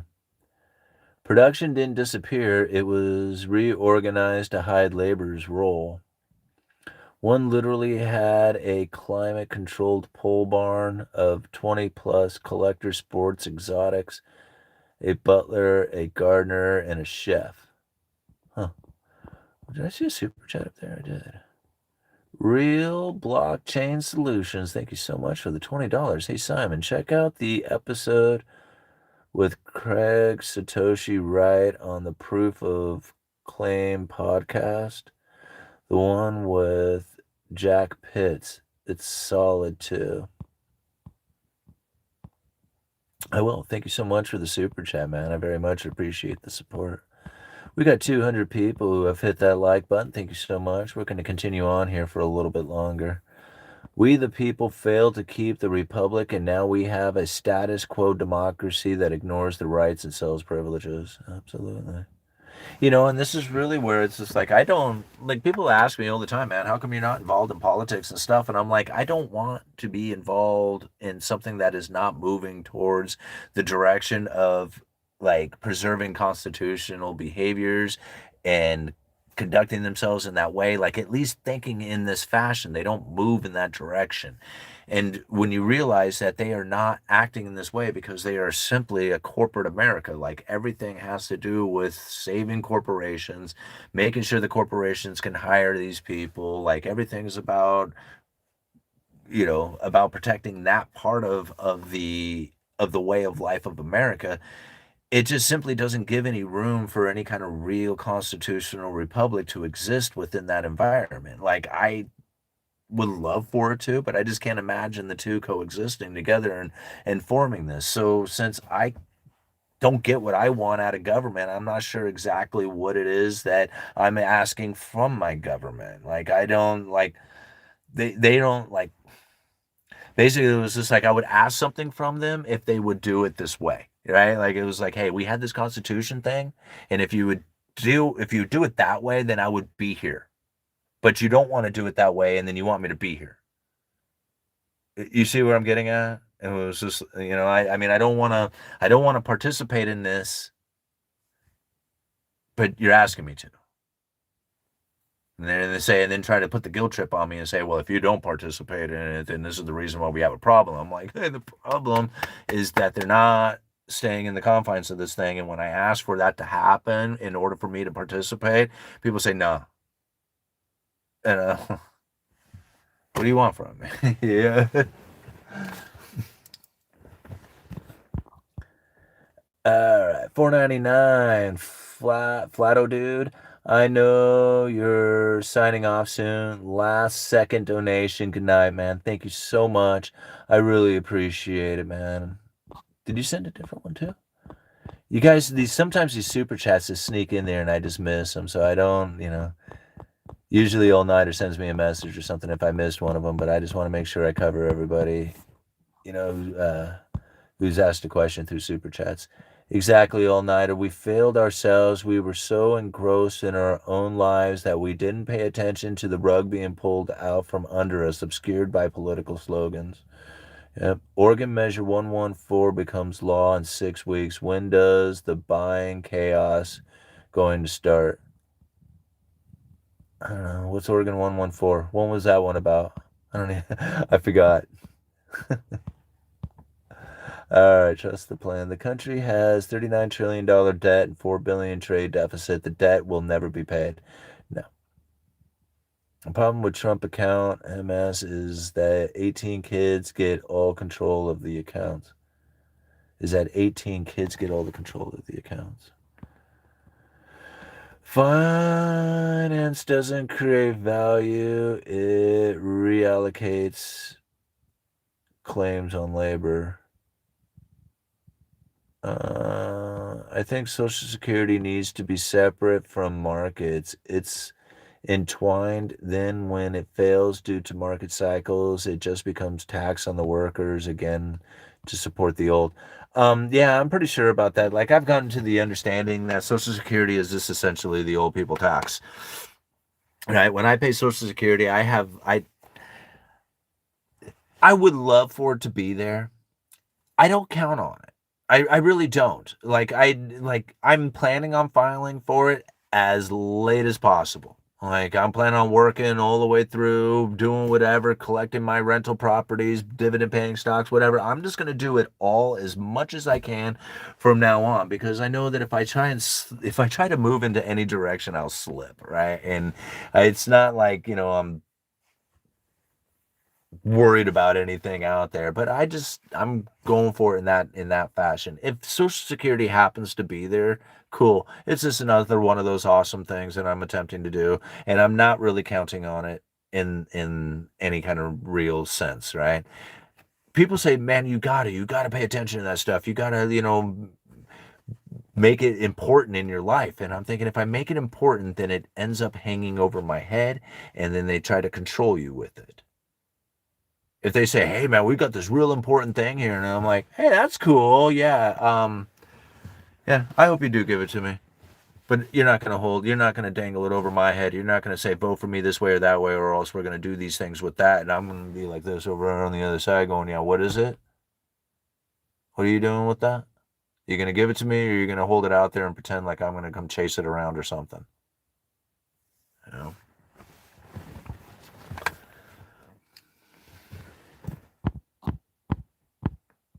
All right. Just saying, just trying to salvage what's left of my time and money. Thanks, UE, for helping me survive. Yeah, you bet. And this is it. This is like how we do it. Social Security is my bingo money. Yeah, right. And this is how we do it. When we come to the understanding of what it is that's actually taken place, I found so many people out there want to blame or find excuses or reasons that are not necessarily that of the underlying economic forces. When you look at it from underlying economic forces, then all this stuff turns into symptoms. They actually turn into the show. You know what's happening, you recognize what's happening, you know what's going to happen into the future.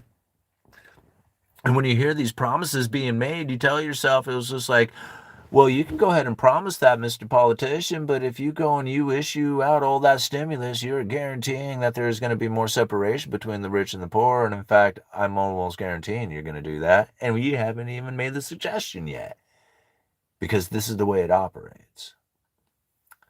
It was it was cool. America was awesome when we were the manufacturing powerhouse. When we produced all that wonderful stuff, when we were manufacturers of the world's greatest stuff, this was a wonderful experience. It was good. But to know now that it's not the same thing and that it's something different. And now, what is that different thing? Is to understand that the people who are nearest the new money that comes in, they're the people who are going to actually enjoy this economy. They're going to enjoy the experience. How do you do that? How do you get closest to the new money? Well, who is it those are doing that? Those are the people who have borrowed money to buy cash flowing assets. Not everybody's going to be the Robert Kiyosaki's of the world. I get it. But there is ways that you can get very creative about getting into property ownership, right? And that's very like that is the key to everything when it comes to the economy. The property owners dictate everything, all the styles, all the experience, everything that it looks, all of it. It all comes down to the property owners. They're the ones who have dictated all of that. Now, the capitalists can experience, they can mingle within it, but they're not going to be the ones who are calling the shots. The ones who call the shots are the property owners. They can position their money. They can be like, hey, I don't like what you're doing. Take the money, move it over to here. But they don't really get to call the shots. The property owners get to call the shots. And so this is the important difference to understand on what it is that you're doing out there. If you are moving into property ownership, you are taking the highest level. You are taking control of it all. You're the one who is calling the shots.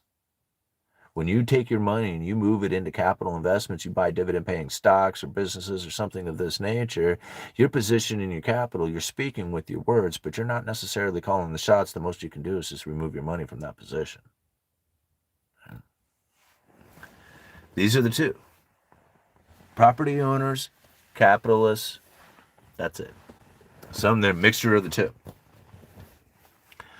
But those are the two, and that's it. And anything else after that is essentially going to be reliant upon the state or somebody else out there, one way or the other. So when you figure out that there is ways that you can conduct yourself and be separated from all that stuff, like you have positioned yourself in a way that if the whole thing collapsed, you'd be somewhat okay, or at least prepared to deal with it. Whether or not you'll be okay, I guess that would be time will tell, but at least thought about it in such a way that you could handle yourself in an environment that is deteriorated, collapsed, or completely failed in that sense. That isn't necessarily easy for somebody who has a bunch of rental properties. They know how to deal with. Like I don't know if they like if all those people, I'm sure plenty of them are, like they thought about it themselves, but not. I don't think necessarily everybody out there has prepared themselves to deal with the fact that they lose everything in their life, and then how do they handle themselves with nothing? Like they've never had nothing in their life, and they don't know how to deal with having nothing. So for me, I've been pretty well broke in my life. Like I didn't have a whole lot at one time in my life and no expectations of ever having anything in my life. And even now when I think about it, I still have that feeling that dwells there in the back of my head that some sort of scarcity exists in my life. And so really when I kind of accept this into my life to know that there is nothing but abundance ever. It's always abundance. And even if it's scarcity that you're seeing out there, you have to understand that you're seeing an abundance of scarcity, which is kind of weird, but it's the truth. It's nothing but that. So when I think about it, all I see is abundance in everything. Literally everything, the good and the bad. All right. How late do you guys want to hang out for? I really appreciate you all sticking it out this long. We got 314 people watching and 224 likes, an hour and 43 minutes into this with almost $50 in super chats because you guys are always so generous with the Uneducated Economist. I don't care if the collapse, I have no money that could become worth less and I'm homeless. Um, yeah. And see, now those are the people who, like when you I know this is sad, and I don't mean to pick on you or anything like that. And if you are homeless, I'm not trying to belittle or anything like that, right? But when I think about it, like being homeless with nothing, none of this economy really matters much to you, right? And if anything else, if there was a collapse, it might actually be able to give you a position in which that you could try to acquire something in your life again, since the availability of options would be more prevalent after a collapse than, say, now when you're trying to get into apartments or anything else like that. Like, also, ultimately, what I'm saying is that when you have a collapse, it's almost like a leveling of the playing field. What are you gonna do with that? Are you gonna take your opportunity, or are you gonna do more of the same? Now, something tells me even if the playing field is leveled, those who are gonna take opportunity would have done it whether the playing field was leveled or not. Those who weren't gonna take opportunity can tell the same story, alright? So, I don't know, like, seeing a collapse or believing that there could be a collapse and it wouldn't benefit you or wouldn't change anything about your life, I don't know if I would necessarily look at it that way, alright? Because maybe that's the reason why you're in the position you're in to begin with. Alright, moving on. Alright, I do better than I should, and I think we are way overdue for a great flattening. Unfortunately, many lives will probably need to be lost for the masses to realize they always had the power. We all meet the level playing field. It's called the cemetery. Yeah, that's true. I mean, there's no doubt in that. At the cross was more than enough for Jesus to make us clean by his blood. We are free in him. Deja, anyone? 3:30 a.m. What are you playing tennis at 3:30 a.m.? Oi. All right. Well, why does it cost so much just to live on this planet? God gave us everything we need. Well, David, that's a great question, and it really shouldn't cost you anything to have to live on this planet. And really, if you wanted to, you could probably make your way up into the hills somewhere and live like some old man up in the cabins of, mountain man up there in the cabins of the hills of Alaska or something like that. Nobody would probably ever notice that you were there or even care that you were there, even if they did notice you were there. But, that's pretty tough because you don't get any medical and you don't get anything benefited from society and you don't have any awesomeness that, this world actually has to offer when you think about what it is that society can do for you, especially with, technologies of, entertainment and travel and food and all the wonderful things that happen that way. But you wouldn't get any of that stuff. But you don't need any of this stuff. You can go do it on your own out in the middle of nowhere. I mean, people do that. People actually like that. And I mean, if I was sure that I could do it and survive, I wouldn't mind trying to do something like that for a bit of my life just so that I can say that I've had the experience of doing it. But it sounds exhausting.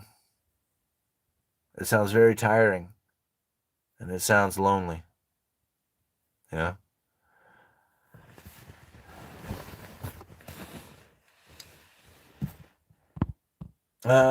You get medical if you keep your cards, just go into the city. Alaska is beyond expensive. Um, yeah, I was just thinking like, homesteading Alaska, that old story thing. I guess there was places you could still homestead in Oregon for a while. I don't know if it's still the case. I reckon everyone should go into the wilderness for a couple of days a year. I'm in the Charlotte area and got about a foot of snow living in Alaska in winter. F that. Yeah. Silver and Bitcoin might have crashed, but I'm still way ahead on both. Oh, me too. Alaska is expensive and you buy stuff that's flown or barged in. Yeah, it's real expensive. All right. Your delusions will set you free. Technically, everyone is homeless because if you don't pay your property taxes, the government can take your property. Yeah. And see, this is where, like, you know, that's why, like, I'm thinking people who try to own things like rental properties or the businesses, the stocks, the whatever, and then live without any expenses in their life. Like they don't, not like, not like they have somebody else paying their rent. Like there's no rent for them to pay. Like they don't have a place to live to pay rent at. Right? They don't really have any stuff to maintain. They don't really need anything or any position or any spot in order for them to exist. That is like where I would want to be.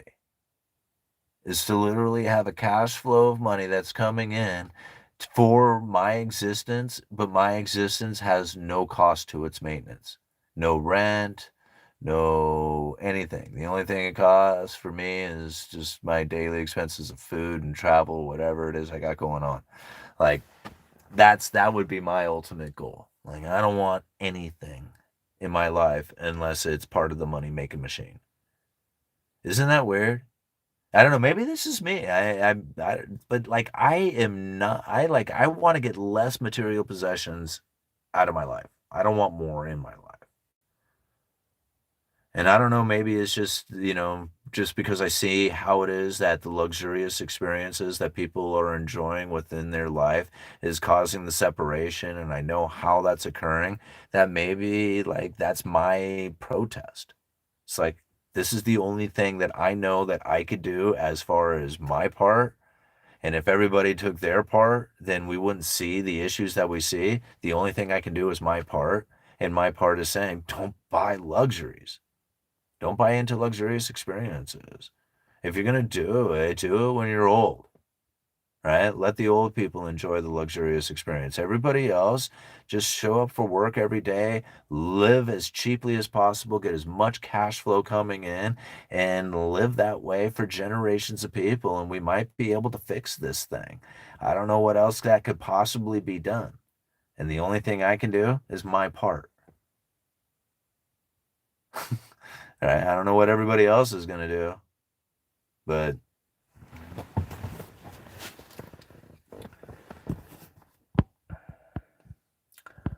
all right. Net worth 2.4 million and live on 35K a year. This is how you get rich, baby. Yeah, it really is.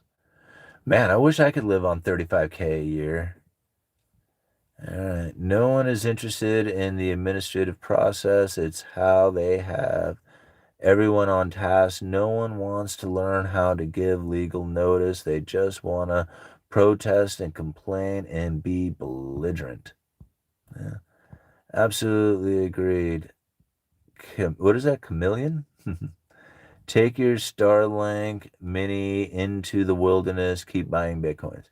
The majority of wealth and opportunity is inherited. If you weren't fed with a silver spoon, hard work is required, but it's still a lottery.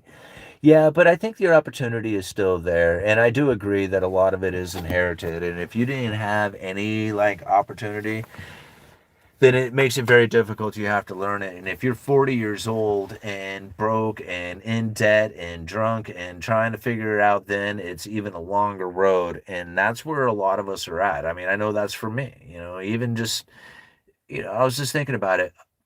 Sarah shared a Facebook post that I had made 8 years ago today. 8 years ago today, I was driving this old, crappy Oldsmobile Aurora. All right.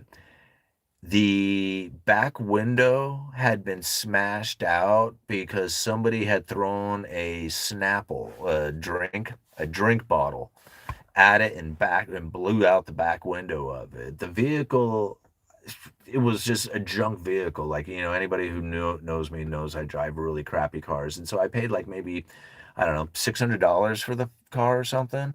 And there was no way it was really running down. It was leaking oil super bad. And there was no way that I was going to go and replace this back window because the car just simply wasn't worth it. And so I had to throw the vehicle away. Now, I remember that. I was walking after that. 2 months before that happened, I started this channel. Yeah. I started the channel, was making videos. That car got vandalized, and I was walking to work. And I look back at that video, and man, what a difference in my life from what I was living, my appearance, everything about what was going on. That vandalism to the car, how bad that hurt. Like, I'm like, man, I don't like, I don't have any money. And some shithead just threw a bottle through the back window of my car. So now I have to throw the stupid car away. And now I'm walking to work. What the hell is going on here? This sucks. Right? That was 8 years ago today that happened. Things happen fast. Things can change really quickly. When that car got vandalized and that happened, I had no idea that 8 years later I would be making these videos and, sitting in the driveway of a house I'm buying. And it's just like I never thought in a million years that would be the case. Yeah. Things happen really fast.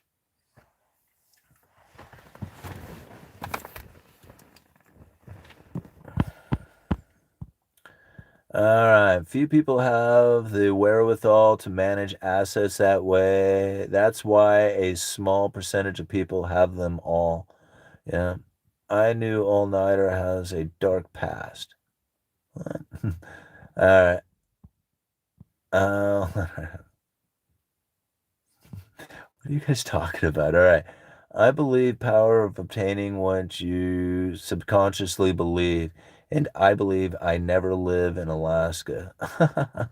No, actually, that's very true. You do acquire what it is that you subconsciously believe that you deserve and that you are thinking about. And you are right where you are is because that's exactly what you've been thinking and feeling the entire time. And when you adjust the way you're thinking and feeling about everything, the whole world starts to line up and change for what it is that you're thinking and feeling. And that's what happened to me. Like when I was at my worst, I was thinking about, conspiracy theory, deteriorated government, all of this horrible stuff. And that's what I believed. I believed that it was coming after me, and I believed that it was going to destroy and deteriorate my life. And that's exactly what it was doing. Totally, straight up. That's exactly what it was doing. So I changed the way I was thinking and feeling about stuff, and wow, what a difference.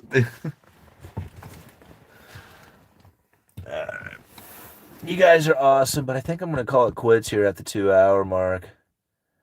All right. Oh, you guys just keep going. Terry Trans 6561. Thank you so much for the $5. Did I get them all? Did I get all the super chats? Thanks for the info, UE. Well, thank you, Larry. I really appreciate the super chat, man. You guys are very supportive of the channel. You always have been, and you're here regularly, and I can never thank you guys enough for this. All right, make sure I got all those super chats. Cruise back down here to the bottom.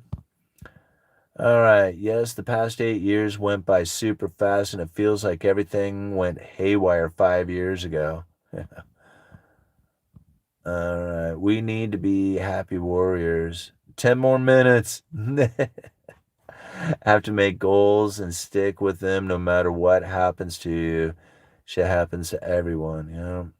Getting there is hard, staying there is easy.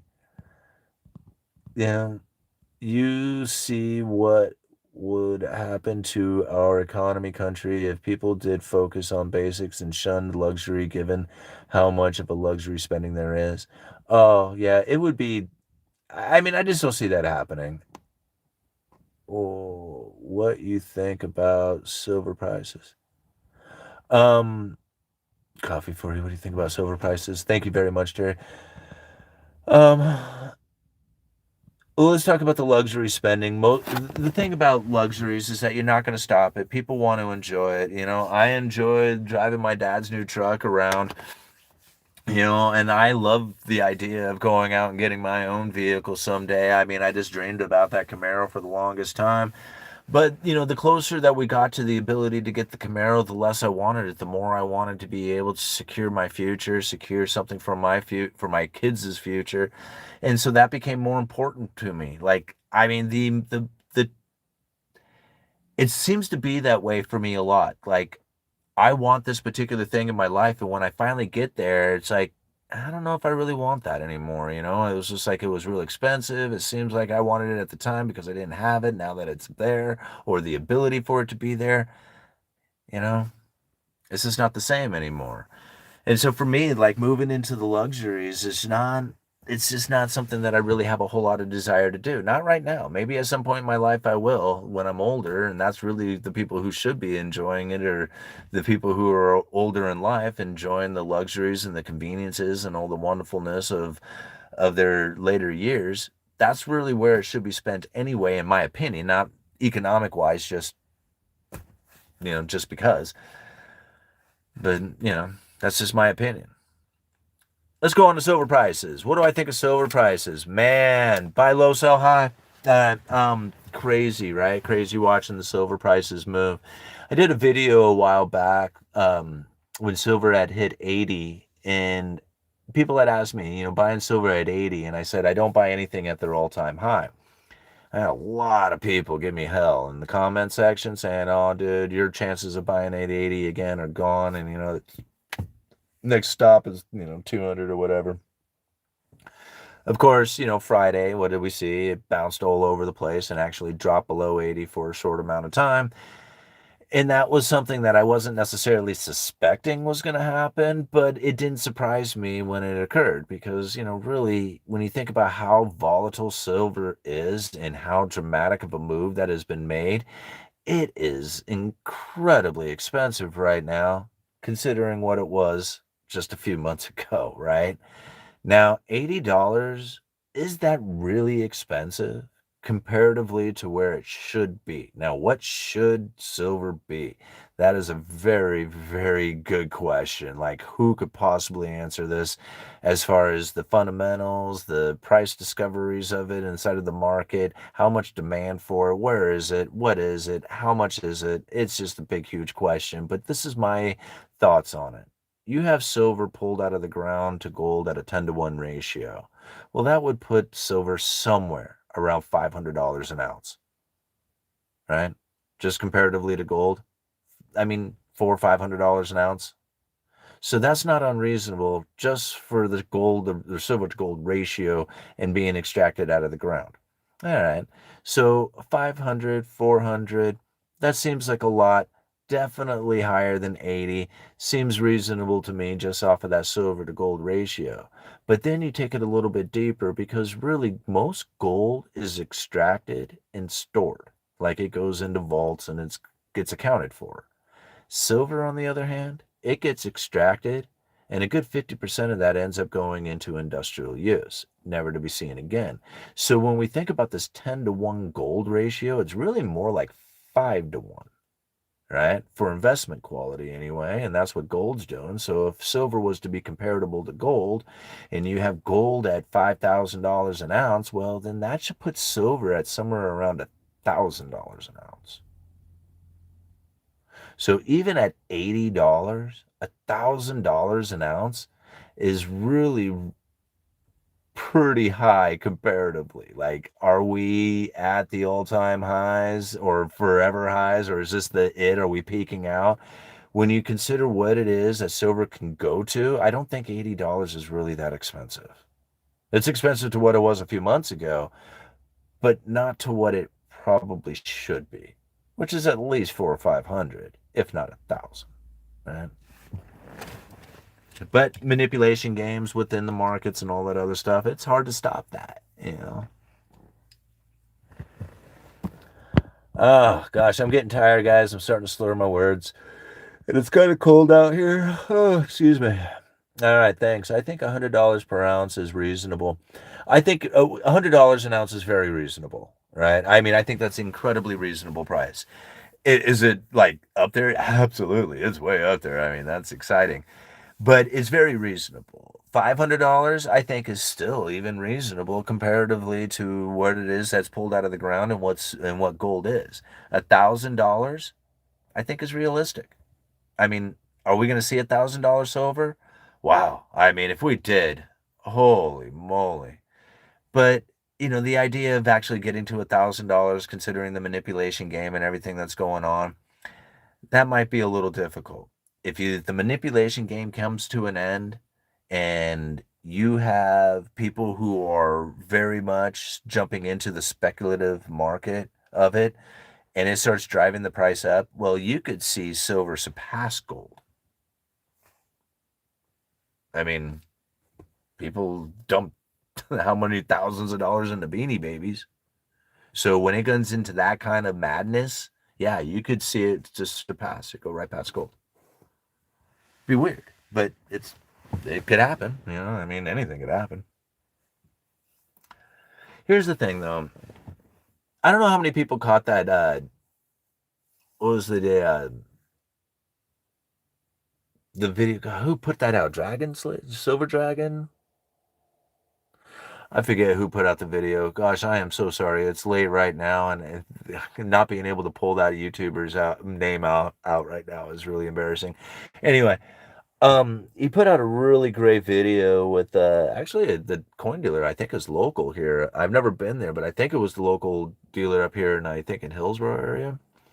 Anyway, talking about selling and buying silver with these ultra high prices, and he had something very interesting to say because not all silver and gold was being purchased. Now he would buy a lot of gold and silver from customers coming in, and the things that he was buying was only the stuff that he could turn around and sell again.